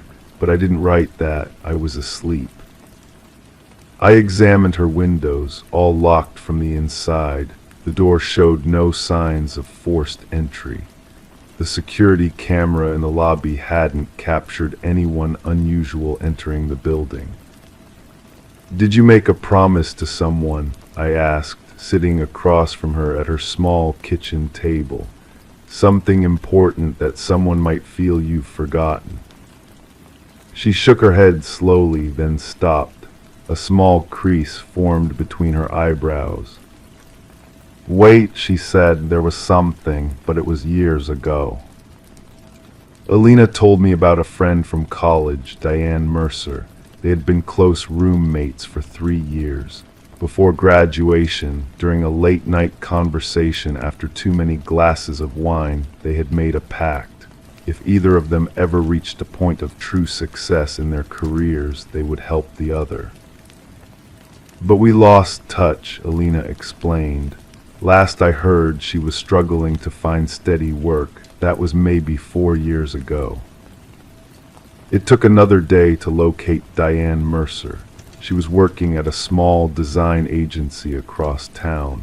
When I called her, she sounded surprised to hear Alina's name. We haven't spoken in years, she confirmed. Is she okay? A background check showed Diane had no criminal record. Her social media accounts revealed a modest life, pictures of a small apartment, a cat, occasional outings with friends. Nothing suggested obsession or resentment. The next development came when Alina discovered a third message, this time on her laptop screen when she woke it from sleep mode. The text cursor had been used to type in a document she left open. You can't erase what you did. We installed a small camera in Alina's apartment with her permission. For 3 nights, nothing happened. The footage showed Alina sleeping, occasionally getting up for water, the ambient glow of street lights filtering through her curtains. On the 4th night at 3:17 a.m., Alina herself got up from bed. The camera captured her walking to the television, then to the bathroom, then to her laptop. Her movements were fluid but strange, purposeful, yet not fully conscious. When I showed her the footage the next morning, she stared at the screen in disbelief. That's not possible, she whispered. I don't sleepwalk, I never have. But the evidence was undeniable. Alina was leaving the messages herself. A consultation with a sleep specialist led to a referral to Dr. Miranda Lewis, a neuropsychologist who specialized in parasomnia and dissociative disorders. After several sessions, a theory emerged. Alina experienced a traumatic event 6 years ago, Dr. Lewis explained to me in her office, the sound of a white noise machine outside her door ensuring our conversation remained private. A car accident where she was driving. Her passenger, a coworker, sustained serious injuries. Alina had never mentioned this accident. When confronted gently with this information, tears filled her eyes. I didn't think it was relevant, she said softly. Jackson recovered, we both moved on. But her unconscious mind hadn't moved on. The presentation she had been working on was for a potential client, the same company where Jackson had worked. Seeing the company name had triggered something deep in her psyche. Her conscious mind decided it was over, Dr. Lewis explained. But another part of her is still processing guilt, still believing she needs to be punished or reminded of what happened. In rare cases, psychological stress can manifest in complex behaviors during sleep. Alina's mind was literally having a conversation with itself, one part leaving messages for her waking self to find. The case file remains open, technically, not as a criminal investigation, but as one of those reminders that the human mind contains depths we barely understand. Alina continues her therapy. The messages have stopped as she works through her feelings about the accident. Sometimes I drive past her building on my way home, looking up at the warm glow from apartment 4C. I wonder about the conversations she's having with herself now. hopeful they've become kinder. In my 15 years as a detective, I've learned that the most haunting cases aren't always about intruders from the outside, but the ones that emerge from within. The most unsettling mysteries are often those where we are both the victim and the perpetrator of our own haunting. Story 9, I remember the quality of silence that day. Not the absence of sound, but rather the presence of something else, the soft whisper of an empty house settling into itself, the gentle sigh of floorboards that had seen decades pass beneath them. The late afternoon light filtered through dusty windows, casting long shadows across the hallway where I stood, clipboard in hand, mentally calculating the market value of grief. My name is Alina Reeves. I've been a real estate agent for 23 years, specializing in estate sales, those peculiar transactions that occur after someone has died and left behind the physical remnants of their existence. This particular house belonged to a Dr. Marcus Whitfield, a retired psychiatrist who had passed away without any immediate family. The executor of his estate was a distant nephew who lived 3 states away and wanted the property sold as quickly as possible. "Just listed at market value, Ms. Reeves," he had said over the phone, his voice tinged with the particular indifference that comes from inheriting something from someone you barely knew. "I don't need to see it. Whatever you find inside, just deal with it appropriately." The house itself was unremarkable, a modest 2-story colonial built in the 1950s, tucked away on a quiet street lined with oak trees that had grown thick and tall over the decades. 3 bedrooms upstairs, living room and kitchen downstairs, hardwood floors that needed refinishing, walls that needed paint, standard procedure, except for the door at the end of the hallway. I noticed it immediately because it didn't match the other's newer, heavier, reinforced with steel along its edges. But what truly caught my eye were the locks. Not 1 or 2, as you might expect for an exterior door, but 10 of them, different brands, different sizes, running in a vertical line from top to bottom. Some were standard deadbolts, others were digital keypads, and there was even an old-fashioned padlock near the bottom. Storage space, the executor had mentioned casually when I inquired about the floor plan. Uncle Marcus was apparently quite protective of his belongings. The key ring the executor had mailed me contained dozens of keys, but only 6 matched any of the locks on that door. The remaining 4 locks were electronic, requiring codes I didn't have.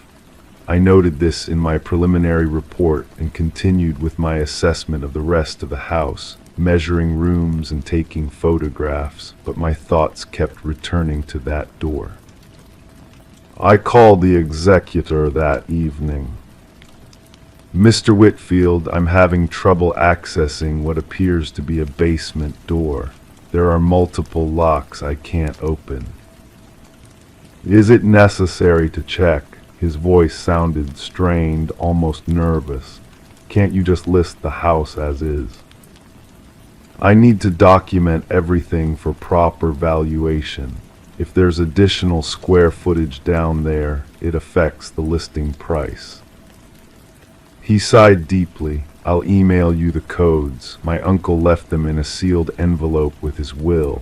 I'd rather not discuss it further." The codes arrived in my inbox an hour later, accompanied by a brief message. "Be careful. Uncle Marcus wasn't well toward the end." I returned to the house the next morning, armed with the keys and codes. The neighborhood was quiet, most residents already gone to work, leaving me alone with the persistent feeling that I was being watched. I dismissed the sensation empty houses often create these impressions, the weight of abandoned memories pressing against your skin. One by one, I unlocked each mechanism on the door. Each lock made a different sound as it released clicks, snaps, the electronic beep of keypads accepting their codes. 10 locks in total, a process that took nearly 15 minutes. With each lock I opened, the air seemed to grow thicker, heavier with anticipation. When the final lock clicked open, I hesitated. In 23 years of real estate, I had encountered many strange things: hidden rooms, bizarre collections, evidence of lives lived in secrecy and isolation. But something about this door, with its excessive security, suggested I was about to cross a threshold into something beyond the ordinary catalog of human eccentricity. I turned the handle slowly and pulled. The door was heavy, requiring both hands to open it fully. Cool air rushed up from below, carrying a faint antiseptic smell, clean, sterile, reminiscent of a hospital corridor. Feeling along the wall, I found a light switch and flipped it on. A single bulb illuminated a steep staircase leading down into darkness. Taking a deep breath, I began my descent, one careful step at a time, the wooden stairs creaking beneath my weight. At the bottom, I found another switch that illuminated the entire basement. What I saw left me frozen in place, my breath caught in my throat. The room was immaculately clean, clinically so. The floors were polished concrete, the walls painted a pristine white. Unlike most basements, there were no boxes, no storage containers, no dusty, forgotten possessions. Instead, the space was entirely empty except for 3 items: a single metal chair bolted to the floor in the center of the room, a small table beside it, and a speaker system embedded in the far wall. I approached the chair slowly, noting the leather straps attached to its arms and legs. On the table lay a single manila folder, labeled with a date from 3 years ago and the words "Patient 17." My fingers trembled slightly as I opened it, revealing pages of handwritten notes in tight, precise script. "Patient continues to resist treatment," the first page began. "Claims her name is Elena Reeves and that she is being held against her will. Delusion persists despite increased medication." My heart seemed to stop. I flipped through more pages, each containing detailed observations of treatment sessions with this patient who apparently shared my name. The final entry, dated just weeks before Dr. Whitfield's death, read, "Patient escaped during power outage. Security measures increased. When found, will require more aggressive reconditioning." A soft click echoed through the room, and suddenly the speaker on the wall activated. "Elena Reeves," a calm, measured voice announced. "Elena Reeves." It repeated my name over and over, in a hypnotic cadence that seemed designed to penetrate the mind. I dropped the folder, papers scattering across the floor as I backed away. The voice continued, relentless in its repetition of my name. I turned to run back up the stairs, but stopped when I noticed something I had missed on my way down: photographs lining the stairwell wall. Photographs of women, all similar in appearance, slender, with shoulder-length brown hair like mine. Each photo was labeled with the same name, Elena Reeves. I fled up the stairs, the voice following me until I slammed the basement door shut. My hands shook violently as I fumbled with my phone, dialing the police with trembling fingers. The investigation revealed that Dr. Marcus Whitfield had been treating patients illegally in his home for years after his license was revoked. His specialty had been identity replacement therapy, a controversial technique aimed at erasing and rebuilding personalities. The women in the photographs were indeed all named Elena Reeves missing persons from across 3 states over a 15-year period. I was never able to determine why he had chosen that name, or why he seemed fixated on creating his own version of Elena Reeves. The police found no bodies, no evidence of physical harm beyond the psychological torture implied by that sterile room and the endlessly repeating voice. The house remains unsold. Sometimes, late at night, I wake with a start, imagining I can hear my name being called in that same measured tone.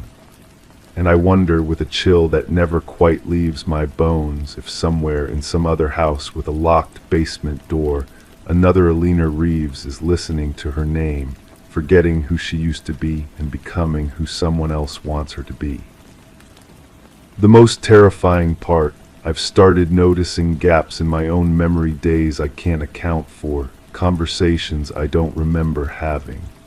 And sometimes, catching my reflection in a window or mirror, I see a stranger looking back at me, wearing my face but with eyes that don't feel like my own. Who was I before I was Alina Reeves? I'm no longer certain. I want to know the answer. Story 10: The Secret of the Hidden Room. The ancient library stood on the brink of destruction, its fate sealed by the wrecking crew's relentless efforts. Among them, a worker stumbled upon a concealed latch nestled within the shelves of forgotten books. With a soft, almost imperceptible click, the bookcase swung open, revealing a narrow passageway leading to a clandestine chamber. The air inside was heavy, thick with the weight of time, untouched by human hands for decades. In that hidden room, devoid of furniture save for a solitary chair bolted to the floor, a haunting message marred the walls: I am still here. The construction foreman, sensing an ominous presence, swiftly alerted the authorities. What had begun as a routine demolition project now unfurled into a tapestry of darkness and mystery. Detective Morgan Walsh, a seasoned investigator with 2 decades of experience, stood at the threshold of the hidden room. His flashlight pierced the oppressive gloom, casting eerie shadows that danced along the cryptic message etched into the walls. "Secure the scene," Walsh commanded, his voice reverberating in the confined space. "No one disturbs anything until forensics arrives." The library's history whispered tales of intrigue and tragedy. Once owned by the esteemed Harrington family, the building had been bequeathed to the public following the enigmatic disappearance of their daughter, Rebecca. Vanished during her final year of college, leaving behind only an abandoned car near the edge of the woods, Rebecca's fate had remained a chilling enigma. Despite extensive searches and fruitless interviews, her whereabouts remained a haunting mystery, shrouded in uncertainty. The prevailing narrative hinted at a runaway, but her family clung to the belief of a more sinister truth. As forensic experts meticulously combed through the hidden chamber, they unearthed traces of hair and fibers embedded in the aged chair. The scratches on the walls held secrets in their faint smudges of blood and skin cells, remnants of a struggle long past. Initial analysis hinted at a young female presence. "This chair was meant for restraint," the forensic analyst murmured, gesturing to the weathered leather straps and bolt holes. Someone fought against their captivity with great fervor. Detective Walsh, driven by an insatiable thirst for answers, delved into the enigmatic history of the Harrington family. The timing of the library's donation after Rebecca's disappearance tugged at his investigative instincts. A peculiar connection emerged, hinting at a deeper, darker narrative waiting to be unveiled. Further scrutiny uncovered a disturbing detail. The very bookshelf concealing the hidden room had been installed by a contractor exclusively hired by Maxwell Harrington, Rebecca's uncle and the family's patriarch. Financial records unveiled exorbitant payments to the contractor, far surpassing standard renovation expenses. Former library staff, bewildered by the revelations, shared their astonishment. None had been privy to the existence of the concealed space, though an elderly librarian recollected Maxwell's solitary sojourns in that secluded section of the building after hours. She had presumed his solitude stemmed from a love of reading, oblivious to the dark secrets shrouded within the walls. The investigation took a sinister turn as DNA evidence from the hidden room aligned with samples extracted from Rebecca's hairbrush, discovered in her untouched bedroom. The grim timeline began to crystallize, painting a harrowing portrait of captivity and betrayal. Rebecca had not fled. She had been ensnared behind the innocuous facade of a bookshelf, potentially by a member of her own kin. Armed with a warrant, detectives stormed the Harrington estate. In Maxwell's private sanctum, a leather-bound journal concealed within a false drawer bore witness to his chilling obsession with his niece. Detailed entries chronicled months of escalating fixation until the final, damning confession leapt from the pages. She threatened to expose me. I cannot allow that. The room will be her prison until she acquiesces. Confronted with irrefutable evidence, Maxwell's stoic veneer crumbled. She was a threat to everything, he confessed, his voice devoid of remorse. Rebecca stumbled upon financial secrets I had safeguarded for years. The family's reputation was at stake. I had no choice but to silence her. The sordid truth unfurled in all its ghastly detail. Maxwell had lured Rebecca to the library, entombed her within the hidden chamber, and extinguished her life when desperation collided with defiance. Ground-penetrating radar pierced the earth beneath the hidden room, confirming the presence of skeletal remains. Through painstaking excavation, Rebecca's fragile bones emerged, adorned with the silver bracelet bestowed upon her by loving parents on her 20th birthday. The Harrington clan bore witness to Maxwell's sentencing, their solemn visages a testament to the justice long overdue. Rebecca's mother clutched the recovered bracelet, a poignant relic amidst the wreckage of shattered lives and unspoken grief.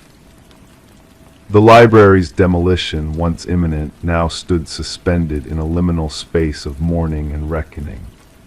Floral tributes adorned the entrance, a silent chorus honoring a life extinguished prematurely, a truth veiled behind the veneer of respectability.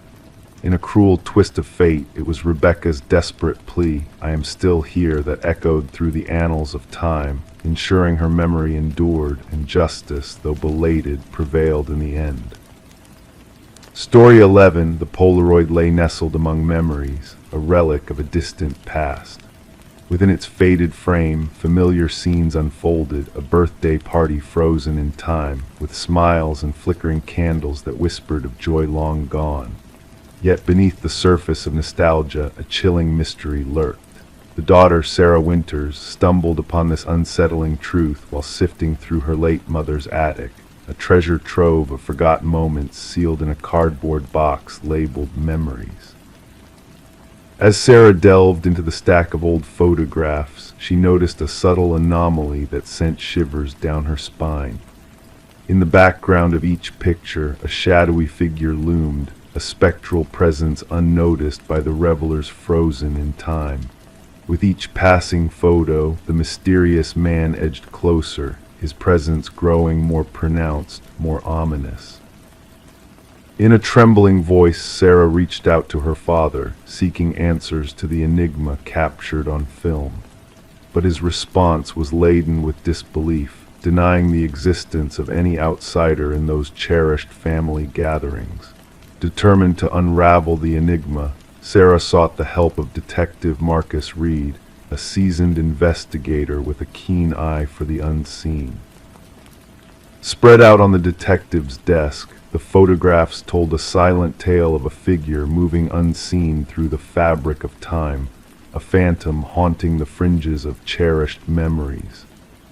Reed's weathered hands traced the progression of the mysterious man, his gaze piercing through the veil of the past to uncover a sinister truth lurking in the shadows. As the investigation unfolded, layers of darkness peeled away to reveal a connection to a long-forgotten tragedy, the disappearance of children linked to a maintenance worker named Robert Keller. Through painstaking analysis of the photographs and forensic evidence, the pieces of a grim puzzle fell into place, exposing a web of horror that spanned decades. With each revelation, Sarah's world crumbled. the innocence of her childhood shattered by the grim reality hidden in plain sight. The figure in the photos, once a spectral presence haunting her memories, now stood exposed as a harbinger of unspeakable evil, a predator lurking in the shadows of celebration.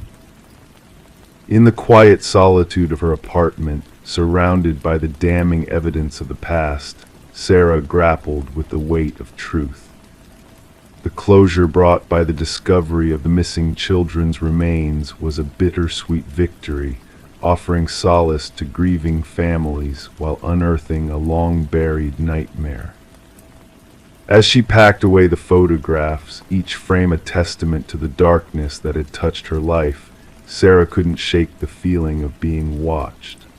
The figure in the Polaroids, now unmasked and condemned by justice, seemed to linger in the corners of her mind, a haunting reminder of the invisible threats that lurk within the folds of memory. And so the shadows of the past retreated, leaving behind a trail of unanswered questions and a sense of unease that lingered long after the final photograph had been placed back in its box. In the stillness of the night, as the world slept, the hidden figure in the family photos remained a spectral presence, a ghostly echo of a time when innocence was shattered by the unseen hand of darkness. Story 12. The aged apartment exhaled with a weary sigh as the heating system groaned and the pipes rattled in their familiar symphony. She had grown accustomed to these nocturnal lullabies, dismissing them as mere echoes of time etched into the walls. But one night, a subtle shift in the air unveiled a whispered secret, a voice so delicate yet unmistakably clear, weaving through the vents like a ghostly melody. It was not a mere echo of a neighbor's conversation. It was a soft beckoning, calling her name in hushed tones that danced on the edge of her consciousness. Intrigued yet apprehensive, she pressed her ear against the cold metal grate, feeling the faint brush of frigid air against her skin. And then, almost teasingly, the voice spoke again, "I know you can hear me." Detective Morgan Shaw stood in silent contemplation within the heart of the vacant apartment, her gaze fixated on the rusted vent cover pried open with eerie intent. Around her, the forensics team moved with precision, capturing every detail with flashes of light as the somber scene unfolded. Alina Reeves, the missing soul whose absence had lingered for 7 haunting days, until the scent of her absence breached the building's walls. Her voice, her fears, her whispers through the vents, all dismissed as figments of a troubled mind by those who should have listened. Officer Patel recited the details from his notepad, recounting Alina's futile attempts to seek solace from the voices that haunted her, only to be met with indifference. Shaw knelt beside the vent, tracing the desperate scratches etched into the metal, a silent plea for freedom from within. Alina, the kind-hearted teacher with a garden of thriving plants and a smile that warmed her students' hearts. Her disappearance a mystery that unraveled with each piece of evidence uncovered. Her sister's trembling words revealed a tale of paranoia, of unseen eyes and whispered secrets that had driven Alina to the brink of her sanity. Shaw scanned the room, piecing together the fragments of a life now shrouded in shadows. The forensics report whispered of fibers entwined in the vent, fingerprints unknown, and a haunting trail of audio recordings that painted a portrait of a soul tormented by unseen forces. The building's dark history emerged like a specter from the past, unveiling a trail of tenants scarred by whispers, by unseen hands that lingered in the shadows of their lives.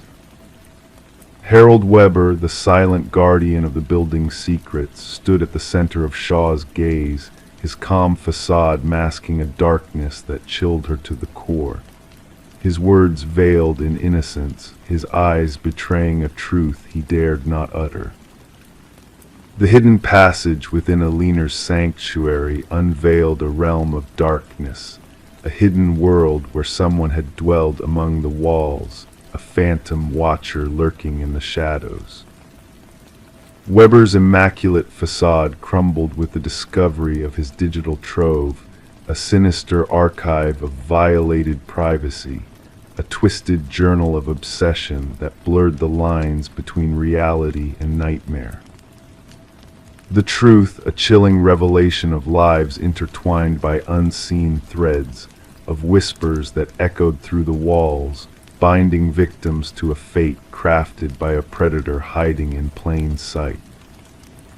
As Weber's facade shattered, the haunting truth of Aliner's fate emerged, a descent into the bowels of the building, guided by whispers that promised solace but delivered only darkness. The families of those touched by Weber's malevolent presence stepped forward, their voices a chorus of grief and disbelief, a testament to the shadows that lingered long after his capture. In the courtroom, a facade of sanity crumbled under the weight of undeniable truth, a verdict rendered in the silence that followed the echoes of guilt that reverberated through the walls. Weber's parting words, a chilling reminder of the whispers that lingered, of the building's memory that bore witness to the darkness that once dwelled within. The vacant apartment building now stands as a silent sentinel to a past best left undisturbed, its walls echoing with the remnants of whispers and shadows that refuse to fade into the night. Story 13. The worn envelope, aged and yellowed, held within it a fresh stamp, a recent journey marked by its presence. With cautious hands, the detective unfolded its contents, a single sheet of paper bearing a message typed in haste, the letters uneven and hurried. "I am sorry for what I did." The paper exuded a faint dampness, a metallic scent lingering in the air. It was only upon closer inspection that the reddish smear along the paper's edge drew attention. Not ink, but blood. Detective Sarah Morgan, her touch precise in its gloved familiarity, placed the letter into an evidence bag. The forensics team's findings confirmed her suspicion. The crimson stain was human blood, a match to DNA from an unsolved homicide case that had loomed over the department for years. The victim, young journalist Rebecca Warren, had been discovered in her apartment, a tragic tableau of multiple stab wounds. Her laptop missing, notes scattered a grim puzzle hinting at a connection to the story she pursued. Despite exhaustive efforts, the case had turned cold, until this letter, addressed simply to Homicide Division, arrived at the precinct. The scant fingerprints on the paper and envelope hinted at a cautious sender, gloved hands leaving behind mere smudges. The postmark, a beacon of hope in a sea of uncertainty, guided Morgan to gather her team in the dimly lit briefing room. The walls adorned with snapshots of crime scenes, timelines, and profiles that led to dead ends, she affixed the letter's image at the heart of their investigation. "This changes everything," she declared to the room. "Our perpetrator shows remorse." Detective James Chen, Morgan's steadfast partner since the case's inception, scrutinized the letter. "Or seeks to deceive us into thinking so," he countered. "The blood may be a theatrical ploy, a taunt." The unique typewriter impressions traced by forensics led back to a model long out of production, a relic of the past. Rare, yet not unattainable. The hunt for leads expanded as antique shops and collectors across the region were contacted. Delving deeper into Rebecca's life, they uncovered a portrait of a determined journalist, unearthing her pursuit of truth amidst corruption. Her latest investigation entangled a wealthy family embroiled in political ties. A web of intrigue spun around the patriarch's recent passing and the siblings' tumultuous inheritance dispute. Interviews with Rebecca's boyfriend, Michael Barnes, unveiled subtle shifts in demeanor since the letter's arrival, furtive glances, trembling hands. She spoke of being followed, he confessed. I dismissed it as paranoia fueled by her work. I should have listened. As the detectives probed this light, a second letter surfaced, bearing the same typewritten script, the same chilling bloodstain. This time the confession ran deeper. She delved too far into the family's secrets, the inheritance, the truth about the old man. I never intended for it to escalate. The trail led them to the mansion of the deceased patriarch, where the eldest son, Richard, displayed an array of vintage typewriters among his antiques. His responses seemed rehearsed, his composure too polished. A breakthrough emerged when fibers on the envelopes linked to custom stationery exclusive to the family's youngest daughter, Eleanor. Richard's request to borrow her stationery weeks earlier unfurled a damning revelation. A search of Richard's abode unveiled a hidden chamber housing evidence, a trove of clippings, surveillance, and a vintage typewriter, its keys echoing a sinister truth. The blood analysis affirmed its origin as Rebecca's. Unexpectedly, the tangled threads connected Richard to Michael, financial transactions illuminating a sinister pact before Rebecca's demise. Confronted, Michael confessed. She unearthed Richard's scheme to poison his father for gain. I informed him of her findings, never fathoming he'd resort to murder. Eleanor's clandestine recording captured Richard and Michael's collusion, sealing Richard's fate. Arrested in a bid to flee, Richard maintained his innocence at trial, accusing Michael of framing him. Yet the weight of evidence bore down heavily. The jury's swift verdict sealed Richard's guilt. As he was led away, handcuffed and defeated, Detective Morgan approached Rebecca's grieving parents in the courtroom. Words could not resurrect their daughter, but justice offered solace in its own somber way. The blood-stained letters, relics of a dark chapter, rested in evidence, a reminder that even the most meticulous crimes leave traces. Remorse, whether genuine or feigned, emerged as the unraveling force for those who believed in the art of the perfect crime. Rebecca Warren's case stood as a beacon in detective lore, a testament to the enduring power of old-fashioned sleuthing and the haunting specter of guilt that shadows every misdeed. Story 14. In every corner of the world, renovations have a way of unearthing hidden mysteries. Among the rubble and dust lie fragments of the past, waiting to be discovered. Sarah and Michael knew this well as they embarked on the restoration of their newly acquired Victorian-era home. The allure of its ornate moldings and storied past drew them in, but what they found beneath the floorboards was beyond their wildest imagination. As they pried up the aged planks, a delicate letter emerged, carefully tucked away beneath the wood as if waiting to be found.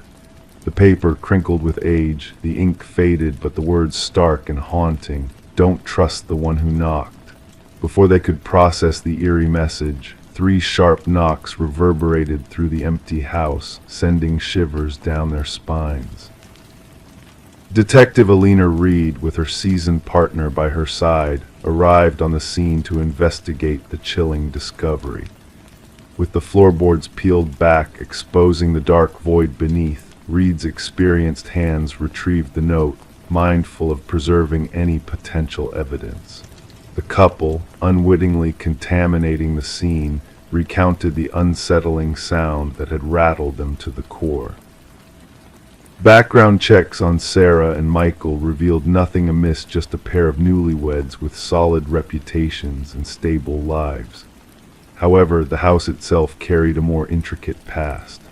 Once owned by the reclusive Hargrove family, the property had sat vacant for years following the passing of its last inhabitant, Margaret Hargrove, an elderly widow with no known enemies or suspicious circumstances surrounding her death. Forensic analysis of the note dated it back 2 decades, its distressed handwriting hinting at fear and urgency.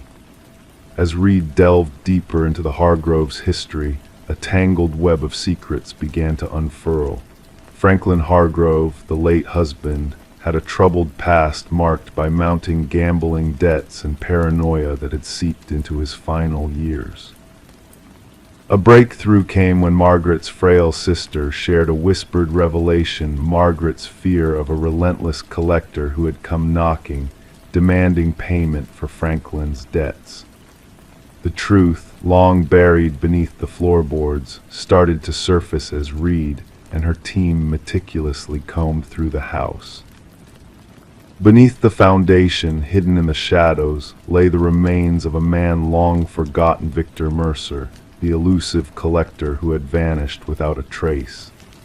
Dental records confirmed his identity, shedding light on a dark chapter that had remained concealed for years. Margaret's diaries, concealed in the attic, painted a harrowing picture of fear and secrecy that had plagued her existence. The pieces of the puzzle fell into place as the truth emerged. Franklin's desperate act to protect his wife had led to a tragic end for Mercer, whose fate had been sealed within the house's walls. Justice, though delayed, found its way to the surface as the case was finally closed and Mercer's remains were laid to rest. Sarah and Michael, unable to bear the weight of the house's grim history, made the decision to part ways with the property, leaving it abandoned and cloaked in whispers of the past. Local tales spoke of phantom knocks that echoed through the stillness of the night, a reminder of the secrets that lingered within the walls. As Detective Reed penned her final report, she reflected on the unsolved mysteries that lingered, the unanswered questions that haunted the living. The note, now stored away as evidence, bore a chilling warning that resonated through time. Don't trust the one who knocked. In the end, some enigmas defy resolution, leaving us to ponder the shadows that lurk just beyond our grasp. Story 15. The tale began innocently enough for the new occupants of the Victorian-era home, Michael and Sarah Klein. Nestled in the heart of a quiet neighborhood, the house exuded a timeless charm that beckoned them in with promises of a peaceful existence.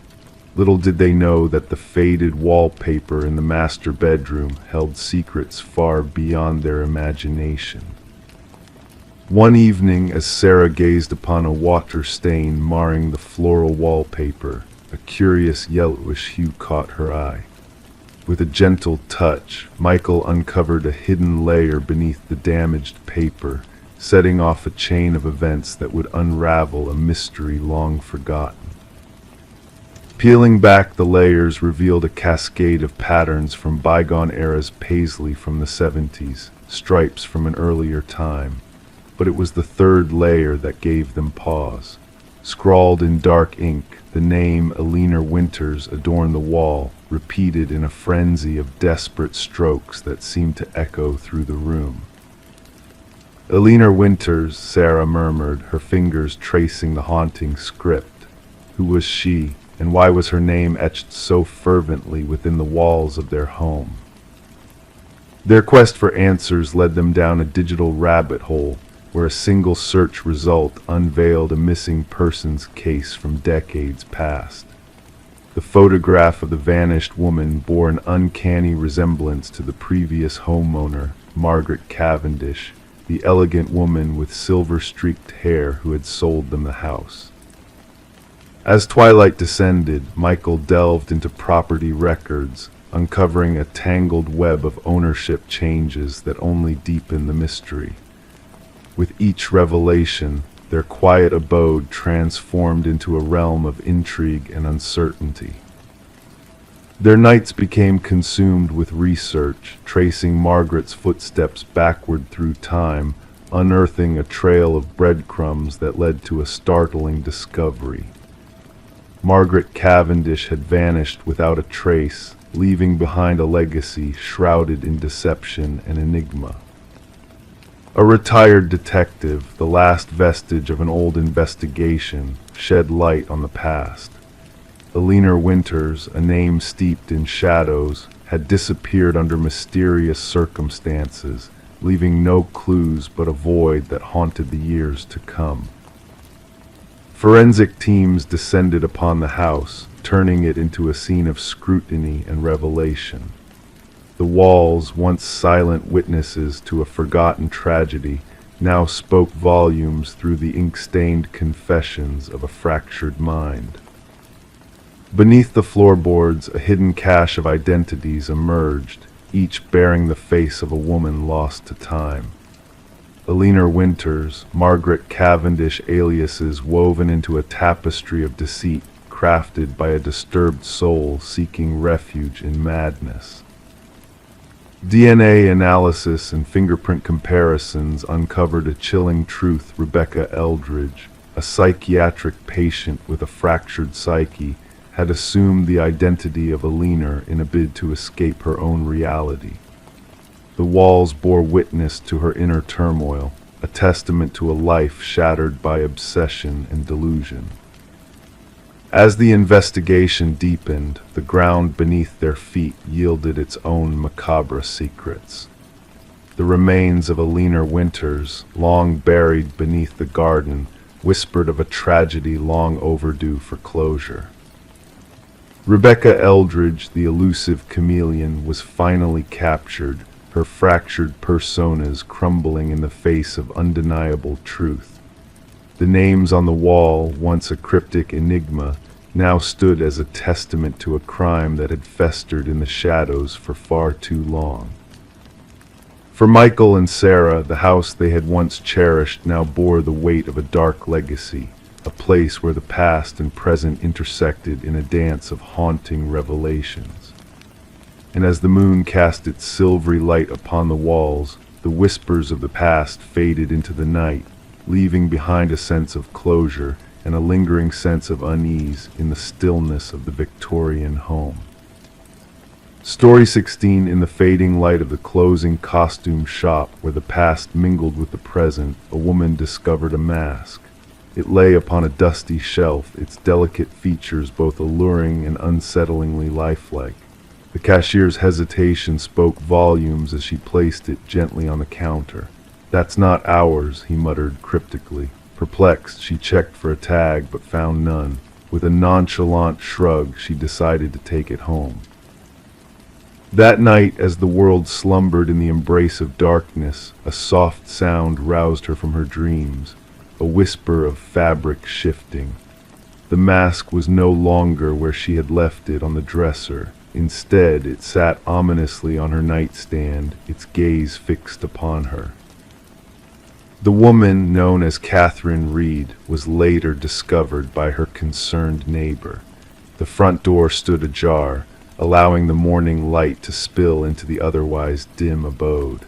What the neighbor stumbled upon would become an enigma that lingered for years to come.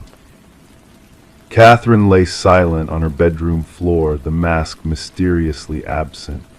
Detective Morgan arrived at the scene, the click of shutters punctuating the hushed tones of the investigating team. "No signs of forced entry," noted one officer, pen scratching against paper. The detective's keen eyes swept the room, absorbing details others might overlook. A partially open drawer, a watered glass with a trace of lipstick. Everything appeared ordinary except for the life extinguished forever. The medical examiner, his expression solemn, declared the cause of death unclear upon initial examination. No visible wounds, no signs of struggle. Pointing to Catherine's frozen expression of terror, he indicated a deeper mystery shrouded in fear. Catherine, an art appraiser by day, was described as meticulous and passionate about authenticity. Colleagues spoke of her keen eye for details, her ability to discern the genuine from the counterfeit with ease. Could this very talent have led to her untimely demise? Security footage from the costume shop revealed a peculiar interaction. The cashier's confusion was palpable as he presented the mask to the owner, who adamantly denied any knowledge of it.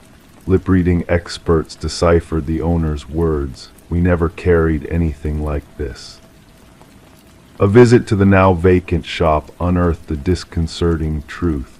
The owner, fraught with nervous energy, confessed that the mask had appeared during a clearance sale, its origins a mystery. Items from the estate sale of a deceased collector, shrouded in strange circumstances, seemed to hold a dark secret.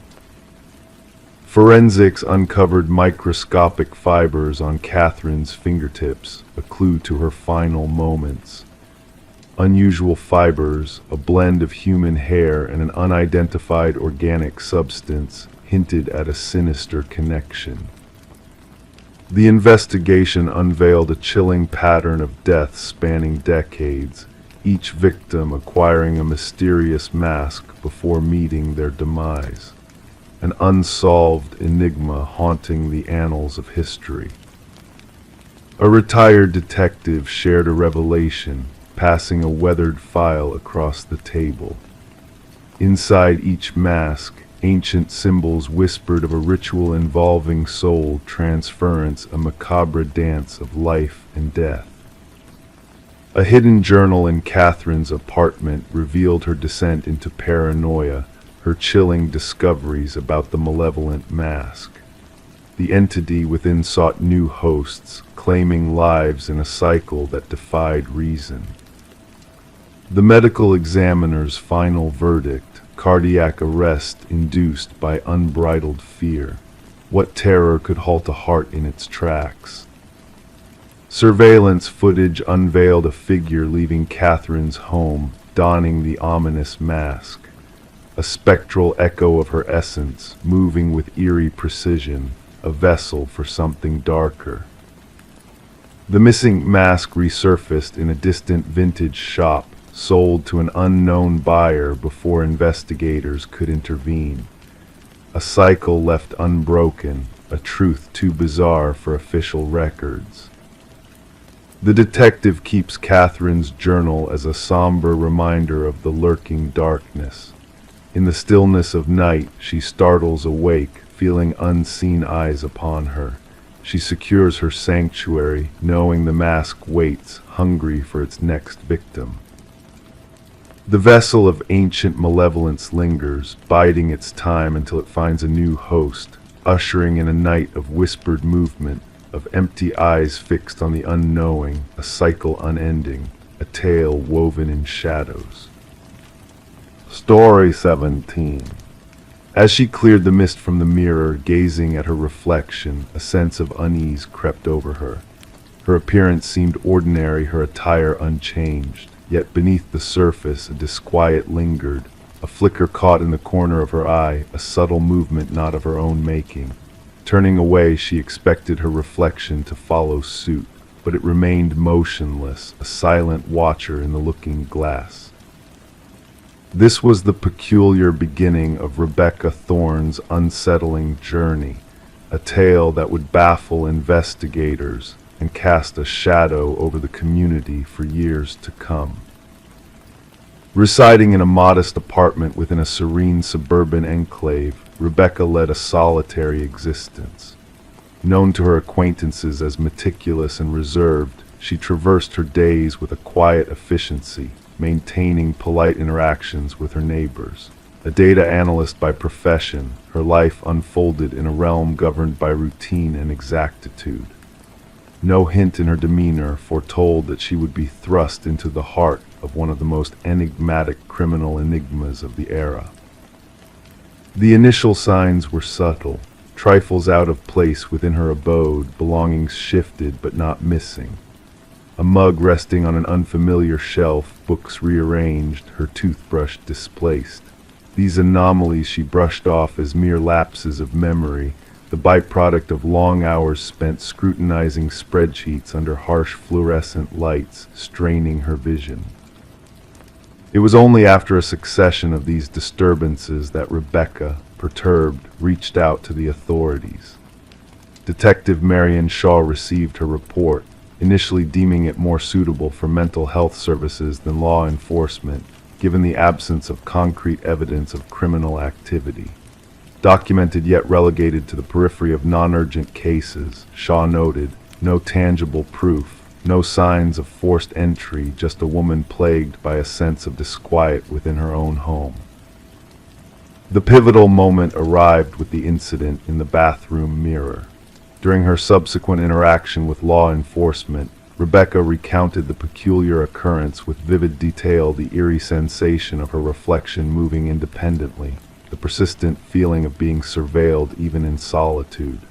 This time she presented proof, footage from a security camera she had set up, trained on her front entrance. What it unveiled sent a shiver through even the most seasoned officers. The grainy recording depicted Rebecca departing for work in the morning, only to witness, 20 minutes later, an exact likeness of herself entering the apartment with a key. Forensic scrutiny confirmed no tampering or digital manipulation. The intruder moved in perfect mimicry of Rebecca, clad in her attire, even carrying her distinctive leather bag. However, according to timestamp data from her workplace security system, Rebecca had long been present at her office across town. "We're dealing with a case of doppelgangers," Detective Shaw informed her superiors. "Someone who has meticulously studied Ms. Thorne and can replicate her with chilling precision." Thus commenced an intensified investigation. Fingerprints throughout the apartment pointed solely to Rebecca, devoid of foreign DNA traces. Neighbors reported unremarkable sightings, Rebecca's usual comings and goings. Mrs. Keller, a neighbor, recalled a peculiar encounter where Rebecca, returning home, did not acknowledge a deviation from her customary behavior, though not deemed alarming. Rebecca began chronicling the disturbances in a journal. Minor alterations within her dwelling escalated. Food vanished from her fridge, mysterious web searches appeared on her computer, and unsettlingly, selfies surfaced on her phone, self-portraits bearing her likeness, yet captured without her knowledge.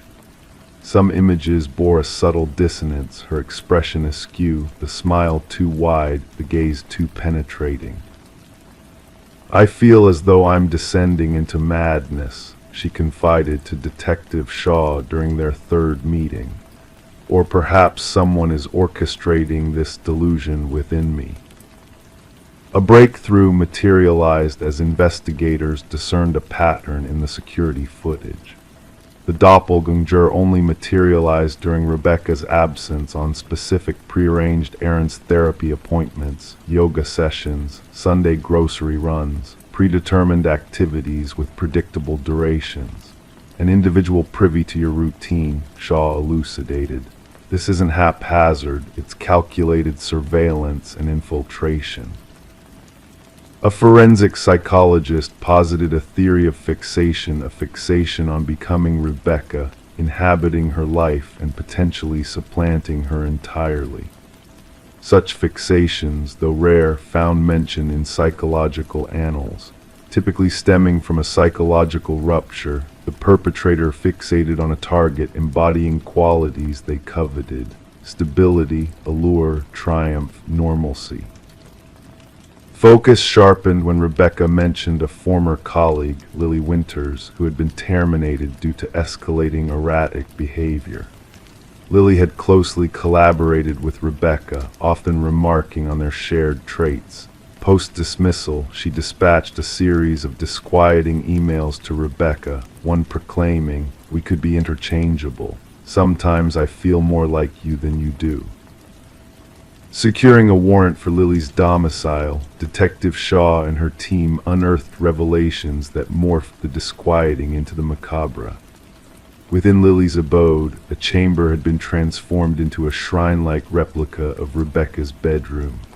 The walls adorned with snapshots, countless frames capturing Rebecca entering her apartment, shopping, socializing, all clandestinely taken.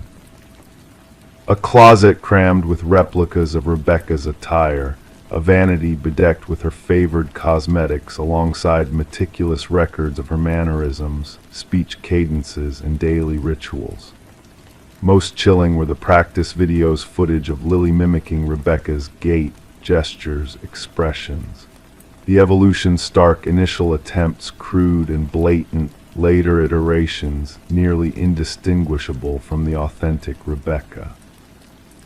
"She aspired to assume my identity," murmured Rebecca upon viewing the evidence.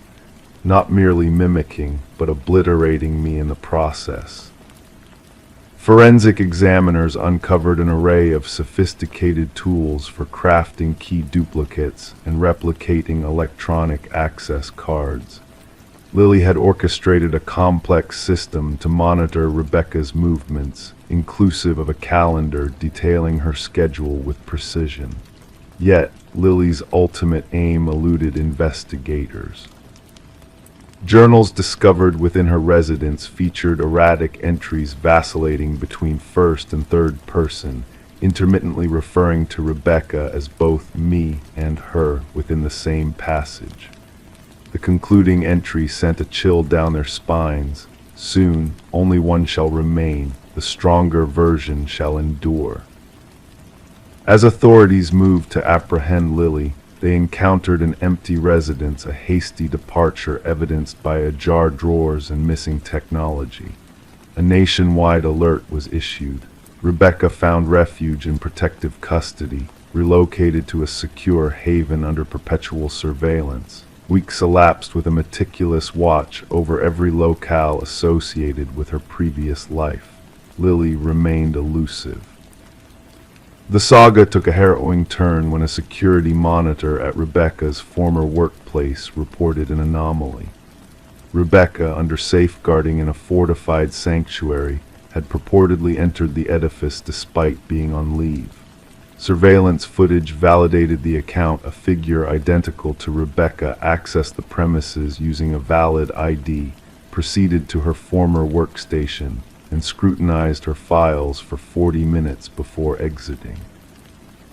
The incongruity struck home. Lily had not absconded. She had seized her moment.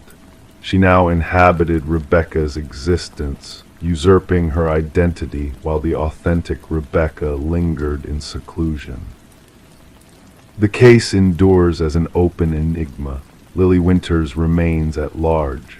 Rebecca Thorne eschewed her past existence, crafting a new persona in an undisclosed refuge. Detective Shaw preserves a photograph on her desk, a juxtaposition of two strikingly similar women, Rebecca Thorne and Lily Winters. She pores over their likenesses, seeking disparities, the nuances that would set one apart from the other. The true horror, Shaw imparts to fledgling detectives, is not in resembling someone or sounding akin to them. It lies in coveting another's essence so fervently that one effaces themselves in the pursuit. Identity is not solely what we present to the world, it's our most closely guarded treasure.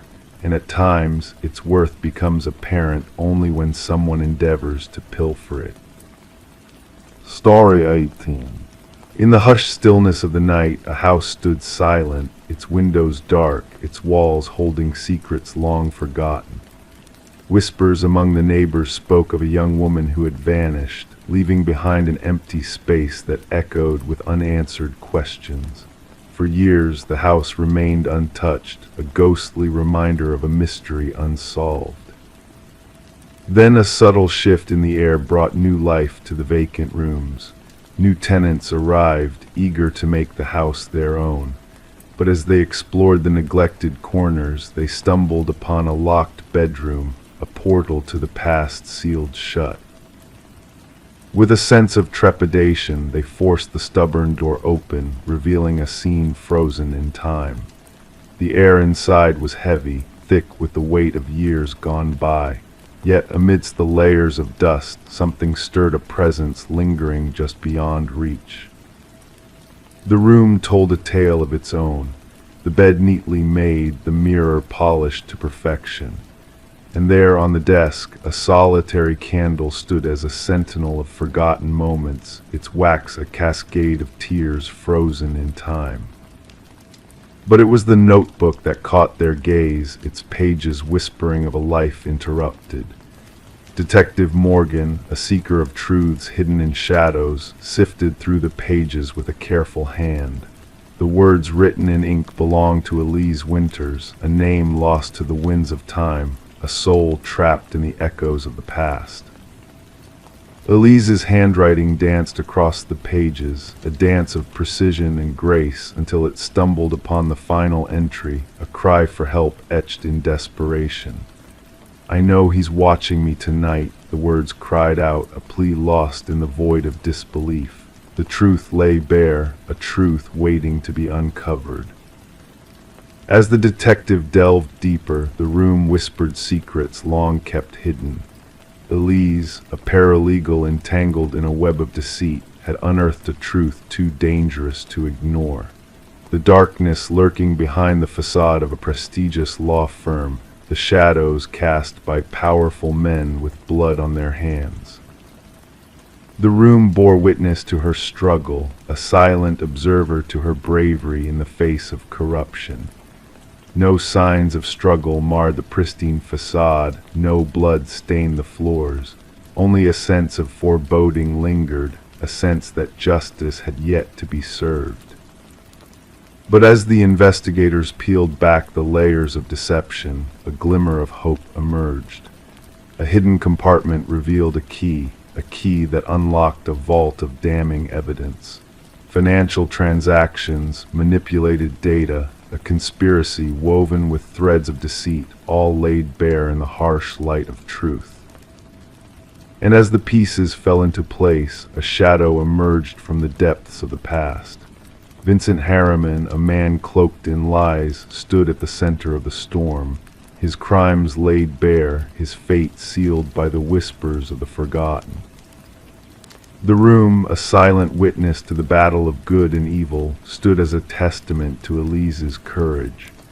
In its walls, justice found a voice that echoed through time and space, a voice that could not be silenced. As the house stood empty once more, a beacon of truth in a world shrouded in darkness, the echoes of Elise's bravery lingered in the stillness of the night. Her legacy, a flickering flame in the shadows, a reminder that even in the face of adversity, justice will prevail. And so the house stood as a monument to the fallen, a sanctuary of memories lost and found. The light in the upstairs window, a beacon of hope shining through the darkness, a reminder that no secret can remain hidden forever. In the quiet of the night, justice found its home, nestled within the walls of a house haunted by the whispers of the past. Story 19. In a quiet suburban neighborhood, a mysterious key arrived in the mail, wrapped in a plain envelope with no return address. The key, a single brass piece worn with time, held an inexplicable familiarity to the homeowner, Sarah Miller. Yet when she tried it in every lock she owned, not a single one turned. It didn't belong to her. Curiously, as she placed the key on the coffee table, the old grandfather clock in the hallway emitted a single, hollow chime, despite being broken for years. Perplexed by the strange occurrence, Sarah reported it to the authorities. Initially dismissed by the responding officer as a mere mistake, Sarah couldn't shake off the feeling that something was amiss. Reluctantly, the officer took the key as evidence, unaware of the dark and twisted path it would lead them down. Detective Robert Harmon, a seasoned investigator with a keen intuition, received the case file and found himself drawn to the unassuming brass key sitting on his desk. Background checks on Sarah revealed no criminal history, painting a picture of an innocent retiree with no apparent connection to the sinister world the key hinted at. Forensic analysis uncovered only Sarah's fingerprints on the key, and the envelope provided no leads save for a generic postmark.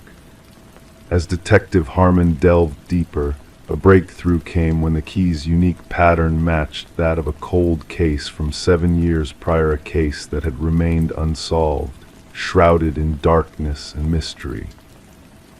The original investigation had unearthed a storage unit filled with chilling evidence of violence and unspeakable crimes.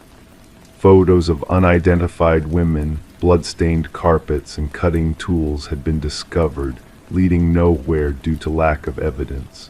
But now, the key had resurfaced, connecting Sarah to a past she had never known. As the investigation unfolded, a web of connections began to emerge, leading to a man named Harold Jenkins, a shadowy figure who had once lived near Sarah. Jenkins, a man of mystery and obscurity, had left no digital footprint, no traces of his existence, save for the horrors that he had concealed in a secluded cabin. Hidden beneath the floorboards of his mother's cabin, the investigators found a secret room adorned with shelves of brass keys, each bearing a name and a date, a haunting catalog of victims, both known and unknown.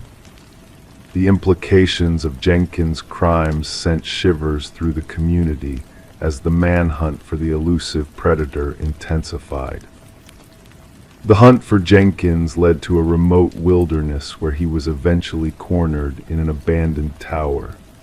In a final act of defiance, Jenkins took his own life, leaving behind a journal that detailed his atrocities and a chilling message addressed to Sarah, a message that sent shivers down her spine and haunted her dreams. The aftermath of Jenkins' reign of terror revealed the extent of his depravity, with 32 victims identified and families finally receiving closure, albeit with the heavy burden of knowing the fate of their loved ones. Sarah, forever changed by the ordeal, never returned to her home, forever haunted by the darkness that had brushed so close to her life. The case of Harold Jenkins, known as the Keymaster, remains a chilling reminder of the monsters that lurk behind ordinary faces. And as the brass keys sit in silence, they bear witness to the lives lost and the devastating truth about the darkness that can hide behind a facade of normalcy. Story 20. The parcel arrived without a trace, a mystery wrapped in cardboard, dampened by the morning dew. It wasn't destined for Sarah Miller, yet it found its way to her doorstep, bearing a name unknown to her, Daniel Whitaker. Ignoring it would have been the sensible choice, leaving it untouched on the porch, but curiosity beckoned her to unveil its contents. With cautious hands, she peeled back the tape, anticipating mundane contents like books or clothes. However, what lay within was far from ordinary, a VHS tape accompanied by a solitary sticky note that simply read, "Watch alone."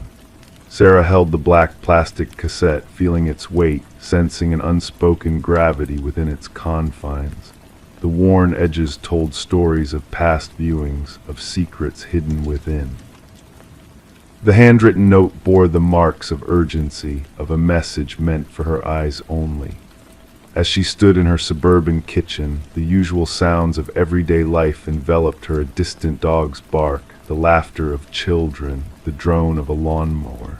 Oblivious to the anomaly that had just entered her world, Sarah hesitated, contemplating the mysterious package before her.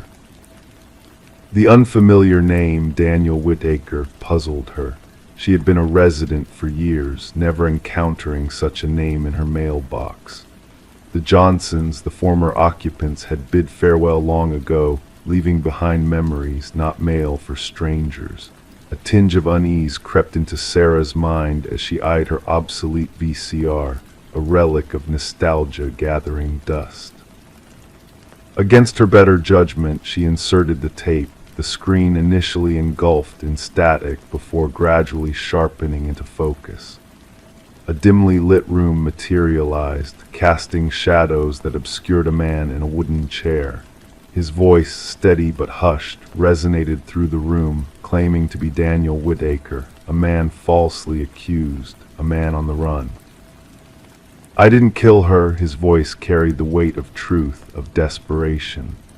Sarah listened intently as he unveiled a tale of framed innocence, of a conspiracy woven with threads of deceit. The room around him spoke of transience, of a life lived on the edge of shadows, ready to vanish at a moment's notice. As Detective Eliza Ramirez delved into the enigma of the tapes, a web of lies unraveled before her eyes. 5 recipients, one message: Daniel Whitaker's plea for justice, his voice echoing through the corridors of doubt. The murder of Catherine Walsh, once a closed case, now bore the stains of corruption, of a truth obscured by powerful forces. The pieces of the puzzle began to align as Ramirez unearthed Walsh's involvement in a whistleblower case against PharmaCorp, a pharmaceutical giant entangled in a web of deceit. The tapes, the documents, the revelations all pointed to a grand deception orchestrated to silence the truth. Sarah received a second package, a trove of evidence that laid bare the machinations of power, the lengths to which they would go to bury the truth. With each revelation, the shadows of doubt dissipated, replaced by a glimmer of justice on the horizon. Following the breadcrumbs left by Whitaker, Ramirez uncovered the heart of the conspiracy, nestled within a storage unit. There, hidden in plain sight, lay the damning evidence that would unravel the web of lies spun by those in power. Justice, though delayed, arrived in the form of undeniable evidence, in the exposure of those who lurked in the shadows of corruption. Executives fell, truths emerged, and a man once hunted emerged from the shadows, a survivor of a system rigged against him. In a quiet moment of reflection, Sarah and Whitaker shared a glance, acknowledging the thin line between truth and deception, between justice and manipulation. The wrong address, it seemed, had led to the right hands, to the uncovering of a truth that transcended boundaries. As the VHS tapes found their place in evidence, a testament to the power of unwavering curiosity, Sarah pondered the serendipity of chance encounters, of unexpected packages that held within them the keys to unlocking the mysteries of a world shrouded in darkness. Story 21. The town kept silent about the house at the edge of the woods, a solitary figure shrouded in mystery.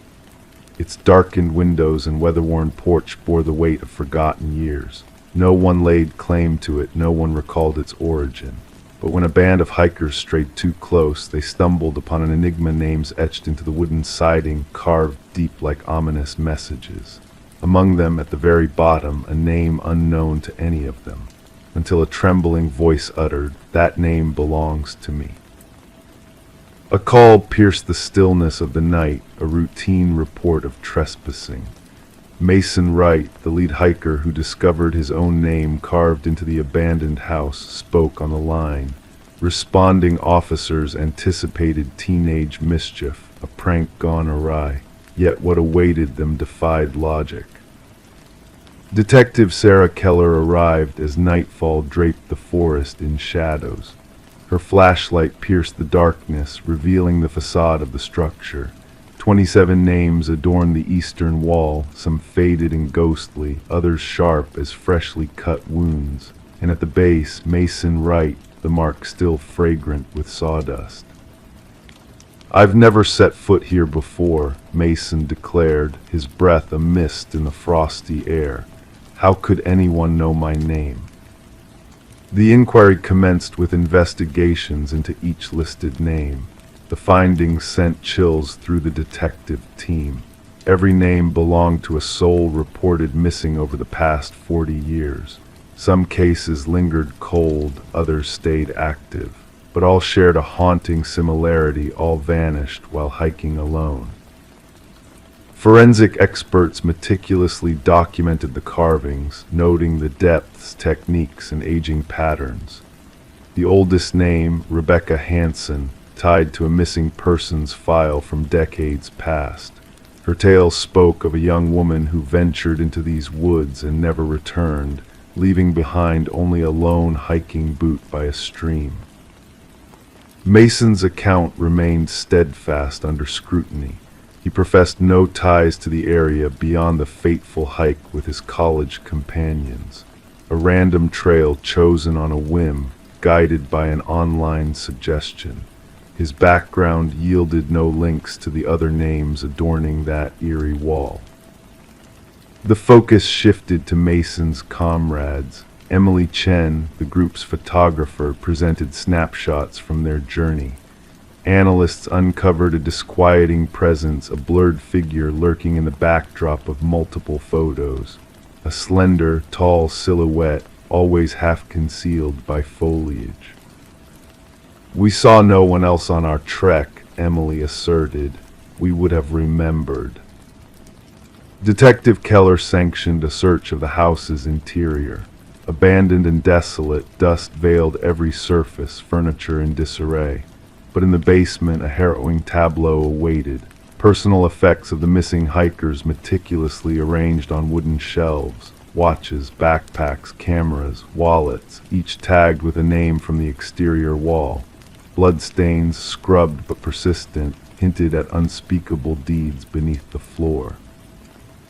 As scrutiny heightened, Mason's demeanor grew erratic. Whispers at his door, phantom footprints in fresh snow, shadowy figures observing from afar. Assigned protection, he descended into paranoia. A breakthrough surfaced in buried land records. The house's recluse owner, Victor Blackwood, a hunter of repute, vanished 15 years prior without a trace. Keller secured a warrant for an extensive forest search. In a hidden blind, a journal unveiled Blackwood's fixation and obsession with hikers, their routines, vulnerabilities. The manhunt for Blackwood spanned jurisdictions. Thermal imaging, tactical sweeps, all in vain. Mason vanished, leaving a chilling message on his vacant bedroom wall. Months passed, the hunt relentless. In a concealed workshop within Blackwood's abode, a freshly engraved name awaited discovery. The lead forensic technician, absent and unreachable. Surveillance tightened, a trap laid. One fateful night, sensors alarmed. A spectral figure, impossibly tall, emerged from the shadows, gliding towards the house. Tactical units closed in, cameras faltered, and in an instant the figure dissolved into the night. The house endures under vigilant watch. Mason and the technician remain elusive. Investigations persist, resources mobilized as similar vanishings plague wooded realms. The names on that dread wall echo through the annals of law enforcement, a grim legend. Whispers cease at its mention, officers avert their gaze, and local hikers skirt its perimeter, fearful of invoking their own inclusion on that cursed list, the names unspoken. Story 22. In the quiet stillness of the night, the new homeowners found themselves drawn into a world of mystery within the walls of their Victorian manor. What began as a mere quirk, the crackling of the old intercom system, soon unfolded into a chilling tale that transcended time itself. Daniel and Meredith Parker, captivated by the charm of the historic property, were unaware of the dark secrets that lay dormant within its confines. The crackling intercom, a relic of the past, beckoned them to uncover its enigmatic message. One fateful night, curiosity got the best of Daniel as he pressed the button, unleashing a whisper that sent shivers down his spine. "Why did you come back?" The words hung in the air, haunting and inexplicable. His wife, standing by his side, denied ever speaking those words, a sense of unease settling over them like a cloak of shadows. The intercom, once a charming feature, now held a sinister presence that refused to be ignored. Detective Sarah Reeves, a seasoned investigator, was called to the manor under mysterious circumstances. The whispers of a potential break-in masked the deeper truth lurking within the walls. As Daniel recounted the strange events that led them to this moment, Detective Reeves felt a chill run down her spine. The discovery behind the wall, a hidden journal belonging to a leaner, unraveled a tale of betrayal and tragedy. The journal spoke of Alina's fear, her suspicion of her husband Vincent's malevolent intentions. The final entry, a cryptic message from 30 years past, hinted at a darkness that had long been concealed. Through meticulous investigation, the truth of Vincent and Alina Blackwood's tragic tale came to light. The skeletal remains unearthed beneath the garden shed bore witness to a crime buried in the shadows of time. Vincent's calculated deception, his elaborate ruse to silence Alina's voice forever, sent shockwaves through the community. The house, a silent witness to the horrors that unfolded within its walls, stood as a testament to the power of truth seeking its reckoning. As Vincent's confession echoed through the halls of justice, the house seemed to exhale a sigh of relief, its secrets laid bare at last. Daniel and Meredith, unable to bear the weight of the past, bid farewell to the manor that held too many ghosts. The garden, once a place of hidden truths, now served as a memorial to Alina, a beacon of light in the darkness. The whispers of the intercom faded into silence as the house embraced a new chapter, free from the echoes of the past. Detective Reeves, driving past the manor on her nightly rounds, felt a sense of closure wash over her. The house, with its storied past and haunted whispers, had found peace at last, a slumbering guardian of secrets lost to time. Story 23. The ancient apartment held its secrets, pipes that croaked, floorboards that whispered, but the new dweller sensed a difference in the night sounds. The footsteps were too precise, too deliberate. They echoed from above, slow and methodical, yet she resided on the highest level. One evening she summoned the courage to tap on the ceiling with a broomstick. The noise ceased. A hush enveloped the space. Then a solitary knock reverberated from within the ceiling. Sarah Coleman kept the knocking incident to herself. She rationalized it as the building settling or perhaps a small creature roaming the attic. Despite the nightly footsteps persisting, she adjusted, raising the television volume, donning headphones to sleep, anything to drown out the rhythmic footfalls tracing paths across her ceiling in the darkness. Detective Morris stumbled upon the apartment's enigma when a maintenance worker uncovered a concealed crawlspace during routine repairs. The worker had removed a portion of drywall in the hallway outside Sarah's unit to attend to a water leak. Behind it, he stumbled upon a narrow passage that defied the building's schematics. A flashlight beam illuminated a makeshift living area, scattered food wrappers, discarded water bottles, a soiled blanket, and a small diary.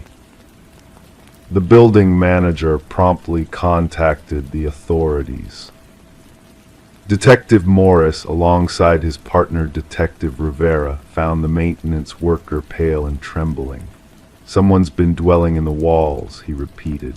"Someone's been watching." The diary contained meticulous notes about Sarah Coleman, her daily routine, her guests, her evening meals, her television preferences, her bathing times, her sleeping patterns. The handwriting started off orderly but devolved into chaos towards the end, with strange symbols adorning the margins. "The subject no longer acknowledges my presence," the final entry read. "She has chosen to overlook me. No one disregards me." Forensic teams combed the crawlspace and uncovered fingerprints unmatched in any database. They unveiled a complex labyrinth of passages integrated into the building's walls and ceilings, some dating back decades according to structural assessments. The passages interconnected 5 different apartments, but culminated in observation points, tiny apertures camouflaged as fixtures or minor damage only in Sarah Coleman's unit. The investigation team interviewed current residents who reported nothing extraordinary beyond typical apartment noises. Previous tenants recounted a different narrative. 3 former occupants of Sarah's apartment described a sensation of being watched or hearing unexplained movements. One had vacated after a fortnight. None had spoken up, fearing they would sound paranoid. The breakthrough emerged when forensics detected minute blood spatter in one of the crawl spaces. DNA analysis linked it to Martin Weaver, a former resident who vanished inexplicably 4 years prior. His disappearance had gone cold despite his family filing a missing person report. Martin had resided in the apartment directly beneath Sarah's. Detective Morris revisited Martin's case. Neighbors disclosed that Martin had bemoaned noises from the apartment above his. He had confronted the tenant residing overhead, a reserved man named Edward who kept to himself. Shortly after, Martin disappeared. Edward vacated the following month, leaving no forwarding details. Investigators delved into Edward's rental history and uncovered a pattern. He had chosen top-floor units in 6 different apartment buildings over 2 decades, formed few social ties, and departed without notice. A neighbor from his 3rd residence recalled him as intense and remembered his complaints about needing silence. Property records revealed that Edward had procured remote rural land. Upon arrival, investigators stumbled upon a cabin adorned with photos and notes. Images of residents from various apartment buildings, including Sarah Coleman and Martin Weaver. Maps illustrating ventilation systems and structural vulnerabilities. Detailed journals chronicling observations of the specimens and maintaining the habitat. At the cabin's center stood a corkboard displaying newspaper clippings, missing persons reports, 6 of them, all former residents from buildings where Edward had dwelled. Deep gouges marred the wooden floor beneath the board, as though something heavy had been dragged repeatedly. Behind the cabin, cadaver dogs led investigators to a freshly disturbed patch of soil. Excavation unveiled human remains and more graves, as forensic experts embarked on the somber task of identifying the victims. Detective Morris returned to Sarah's apartment complex. Though the crawl spaces had been sealed, residents sporadically reported noises. During security system installations, maintenance personnel discovered an item tucked into a corner where the ceiling met the wall in the hallway, a fresh diary, newer than the first one found. The initial page bore a solitary sentence: "They found my old nest, but not my new one." The handwriting matched the previous diary. The closing page featured a crude drawing of Sarah's apartment layout with a new passage outlined in red and a date for that night. Officers hurried to evacuate Sarah, only to find her abode deserted. Her phone rested on the kitchen counter. Her television hummed. Her shower ran. In the bathroom, a message materialized on the fogged mirror, etched by a finger: "Look up." The ceiling panel above the shower had been removed. The manhunt for Edward persists. Authorities identified him as Edward Mercer, a former construction worker specializing in renovations. His proficiency in building structures enabled the creation of his covert network of observation points and passages. Thermal scans of Sarah's building revealed no signs of current occupancy within the walls. Sarah Coleman remains missing, her case linked to similar vanishings across multiple states. Authorities have issued alerts to apartment managers regarding unauthorized modifications and concealed spaces. The haunting image that lingers with Detective Morris isn't the graves or the diaries or even the photos of unsuspecting residents. It's the vision of Sarah, night after night, hearing those footsteps above her with no upstairs neighbor. The footsteps that halted when she struck and then echoed back. Sometimes in the quiet of his home at night, Detective Morris finds himself gazing at his ceiling, listening, waiting, and pondering who else might be listening too. Story 24. In the stillness of the night, a faint sound echoed through the abandoned house, a mere pocket dial, filled with static and muffled whispers. The operator almost dismissed it as nothing but interference until a voice broke through the chaos. A woman's voice, filled with urgency and fear, whispered, "He's here." And then an eerie silence descended upon the line, shrouding the mysterious call in a veil of uncertainty. The number traced back to a desolate property, a house left to decay for years, its secrets buried deep within its walls. Detective Morgan Reed found herself drawn to the enigma of the call, a puzzle waiting to be unraveled. The phone, resting innocently on the dusty kitchen counter, seemed to hold the key to a story long forgotten. As Morgan pressed the playback button repeatedly, the whispered words echoed in her mind, haunting her with their desperation and impossibility. The abandoned house had once belonged to the Sullivans, a family torn apart by tragedy. Following a devastating fire that ravaged the West Wing, they had left, never to return. Yet here was a call from beyond the grave, defying all logic and reason. Upon further investigation, the phone's number led back to Catherine Sullivan, the daughter who had perished in a car accident 3 years prior. The pieces of the puzzle refused to fit together: the call made from a dead woman's phone, the timestamp coinciding with her untimely demise, the whispers of a voice long silenced. The forensic team scoured the house for clues, but the answers remained elusive. No fingerprints, no footprints, no signs of a living soul inhabiting the abandoned space. The recording of those 11 seconds became the focal point of their inquiry, a spectral voice reaching out from the shadows of the past. Interviews with Catherine's loved ones unearthed a tale of love turned sinister, of control and fear lurking beneath the surface.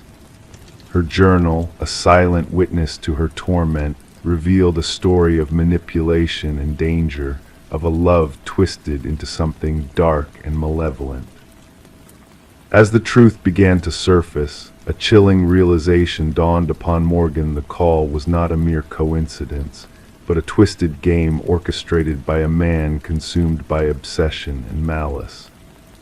Mark Jennings, Catherine's former lover, had crafted an elaborate ruse to deceive all those around him, to sow seeds of doubt and confusion in his wake. With each piece of evidence uncovered, the truth emerged from the shadows, a beacon of justice illuminating the darkness. Mark's web of lies unraveled, revealing a pattern of deceit and manipulation that had led to Catherine's tragic demise. And as the final chapter of the story unfolded, justice prevailed. Mark's conviction brought closure to a tale of horror and heartache, a reminder that even in death, voices can still be heard, truths can still be uncovered. The phone from the abandoned house now sits in silence, a relic of a past best forgotten. But in the hushed whispers of the night, some say they can still hear its ghostly ring, a reminder that the echoes of the past can never truly be silenced, that the voices of the lost will always find a way to speak their truth. Story 25. In the beginning there was a mere flicker, a glitch in the baby monitor's transmission.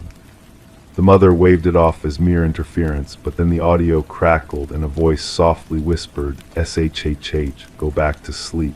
Her veins turned cold as ice. Racing to her son's room, heart hammering in her chest, she found the crib empty. The window remained shut, the door securely locked. The only anomaly was the stuffed rabbit lying on the floor, its glassy black eyes fixed on her. Rebecca's screams echoed until her throat burned raw. The neighbors, shaken by her cries, dialed emergency services. Upon arrival, authorities discovered her cradling the stuffed rabbit, swaying on the nursery floor.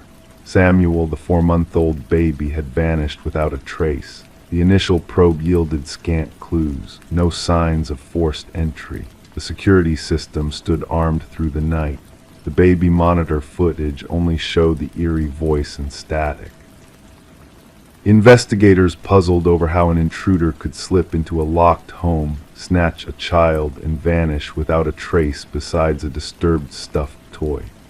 Rebecca came under suspicion. Her husband Daniel had been away on a business trip. Their strained marriage since Samuel's birth raised eyebrows. Medical records unveiled her struggle with postpartum depression.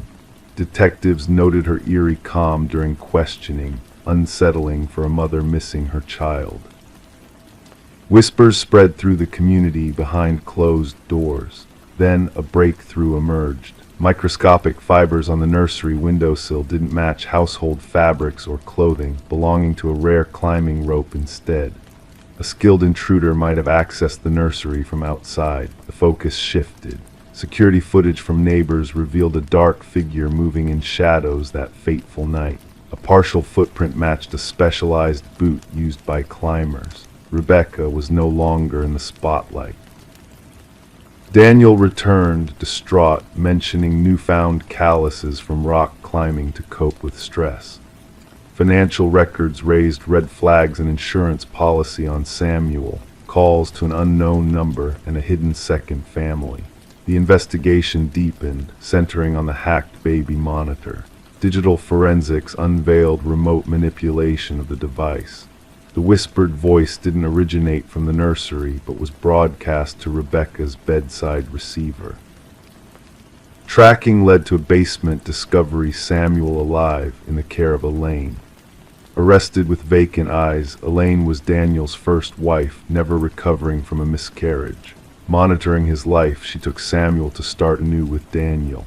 Daniel denied involvement, but evidence told a different tale. Climbing fibers, matching boots, and encrypted messages unfolded their plan.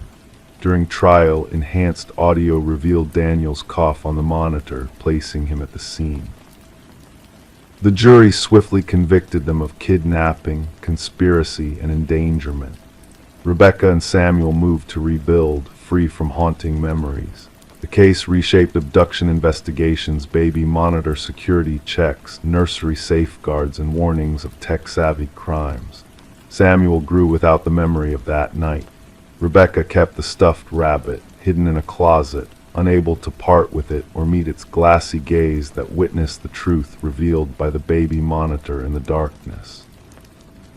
The monitor held the truth, capturing reality in an unexpected way. Story 26, The Enigmatic Doll. They discovered it in the attic, concealed beneath a worn-out blanket. A fragile porcelain doll, ancient and intricate, with its vivid blue eyes staring wide and unmoving. Sarah and Michael, a young couple, stumbled upon it, puzzled by its presence as they had never laid eyes on it before. Brushing it off as just another overlooked relic, they chuckled, unaware of the unsettling turn their lives were about to take. That night, a strange heaviness lingered in the air as they retired to bed. The silence seemed to stretch endlessly, casting a peculiar aura over the room, and when dawn broke, the doll was no longer nestled in the attic. Instead, it perched ominously at the foot of their bed, a silent sentinel watching over them. Sarah and Michael had been captivated by the allure of the Victorian house they had acquired at auction, its elaborate woodwork and enigmatic aura drawing them in despite whispers of a dark past. Little did they know that the history woven into the walls would soon entwine with their own fates. Detective Rachel Winters was summoned on a crisp autumn morning to the scene. In the master bedroom lay the female victim, her body arranged in a macabre pose, limbs contorted at precise angles, eyes wide with terror etched on her face. Nearby in the hallway, the male victim appeared as if he had been attempting to flee. The meticulously staged tableau offered no clues of a struggle or forced entry, only an eerie stillness that gripped the room. Quietly, Detective Winters observed the scene, noting the deliberate positioning of the victims, akin to dolls plucked from a collector's shelf. As she meticulously catalogued every detail, a sense of foreboding crept over her, a whisper of something sinister lurking in the shadows. The investigation unfolded with interviews of neighbors, each account adding a layer of unease to the puzzle. Whispers of shadows moving in empty rooms and ghostly laughter echoing through the night painted a chilling portrait of the house's secrets. Forensic analysis unearthed tiny fibers scattered throughout the house, antique textiles reminiscent of doll clothing clustered around the victims and the attic space. The absence of any foreign DNA or fingerprints baffled the investigators, hinting at an elusive presence that defied conventional explanation. Delving into the property's history, Detective Winters uncovered a pattern of unexplained deaths spanning decades, each shrouded in mystery and strange occurrences. A thread linked the victims, a penchant for altering the attic space, a connection that led back to the doll maker who had once dwelled within those walls. Photographs hidden beneath the attic floorboards unveiled a chilling revelation: a doll identical to the one discovered by Sarah and Michael, its eerie presence captured in moments of transient movement across the images. Infrared scans divulged spectral handprints tracing a path from the attic to the master bedroom, accompanied by an enigmatic residue of porcelain dust and unidentifiable organic matter. A chance encounter with a distant relative of the doll maker unveiled dark family secrets, whispers of arcane rituals, and the infusion of human elements into the dolls to impart a semblance of life. The line between myth and reality blurred as the investigation spiraled into the realm of the supernatural. As the case grew colder, Detective Winters clung to the only tangible link: the doll itself, locked away as evidence in her office. But the inexplicable disappearance of the doll, coupled with her own hazy recollection of events, plunged the investigation into uncertainty. The house changed hands once more, its shadowed past casting a pall over its architectural grandeur. The new owners discovered the attic barren, save for a solitary blanket folded in a corner, a silent testament to the mysteries that lingered within. The elusive doll remained a specter, evading capture and slipping into the realm of whispered folklore within the precinct. Detective Winters, haunted by the enigma that had eluded her grasp, retired prematurely, carrying with her a haunting memento, a photograph of the doll maker and his creations, sealed away in a vault of memories. And so the house stood silent, its secrets buried within the walls, occasionally stirring on quiet nights with the phantom laughter of a child and the fleeting glimpse of a spectral presence, a reminder of the enigmatic doll that defied explanation and slipped through the grasp of the living. Story 27: The Enigmatic Coffee Shop. The quaint coffee shop had been a sanctuary for him, a place of familiarity in a world of constant change. Always the same table, the same order, enveloped by the comforting silence that wrapped around him like a familiar blanket. The barista recognized his face, yet to everyone else, he was a nameless shadow, a mystery waiting to be unraveled. Then one day he didn't show up. The police were called, concerned whispers filling the air as they checked his usual seat. There, abandoned on the table, was a wallet. Inside lay a driver's license, its photo staring back blankly, devoid of a name or address, a void where identity should have resided. Detective Sarah Mercer delved into the enigma, her fingertips tracing the cold metal table as she pored over the security footage once more. The man, now dubbed John Doe in the cryptic case files, appeared ordinary on-screen, average in stature, unremarkable in appearance, clad in a navy coat with a worn leather messenger bag slung over his shoulder. Yet his disappearance defied logic, sending shivers down the spines of those who sought answers. "Play it again," Mercer instructed the tech specialist. The footage unfolded like a surreal dance. John entered the bustling coffee shop during the morning rush, ordered his customary black coffee, and settled at a secluded table adorned with a verdant plant. He wrote in a weathered notebook, pausing to gaze out the window, a fleeting figure in the backdrop of mundane life. Then, in a twist of fate, he placed his wallet down, rose, and strolled towards the restroom corridor, vanishing into the ether, never to return. "And check the bathroom footage," Mercer urged. "He never entered," the specialist replied, perplexity etched on their face. "It's as if he dissolved into nothingness." Back at the precinct, Mercer sifted through the wallet's contents, a photo that mirrored the face of their elusive man, yet the personal details were blank, credit cards devoid of names, numbers leading to nowhere. Neatly stacked bills, a coffee shop receipt dated 3 days prior, and a solitary business card with a ghostly phone number. When Mercer dared to call, silence greeted her, punctuated by the rustle of unseen pages before the abrupt disconnection. The barista could offer little insight, recalling a shadow who frequented the shop in solitude, a silent figure lost in thought. The notebook, a cryptic collection of codes and sketches, remained a puzzle unsolved, a gateway to realms unknown. As Mercer delved deeper, a peculiar pattern emerged in the security footage, the flickering timestamp each time John entered the shop, a subtle anomaly overlooked by many. Returning to the coffee shop, Mercer settled at his table, her gaze drawn to an antique mirror adorning the wall, its intricate symbols echoing those from John's enigmatic notebook. The shop owner shrugged off the mirror's history, a relic older than memory, its weight anchoring the space. But as Mercer touched its surface, an inexplicable warmth enveloped her, hinting at secrets hidden within. Forensics uncovered a concealed compartment behind the mirror, unveiling a trove of identical wallets bearing John's face but no identity, a journal chronicling decades of enigmatic musings.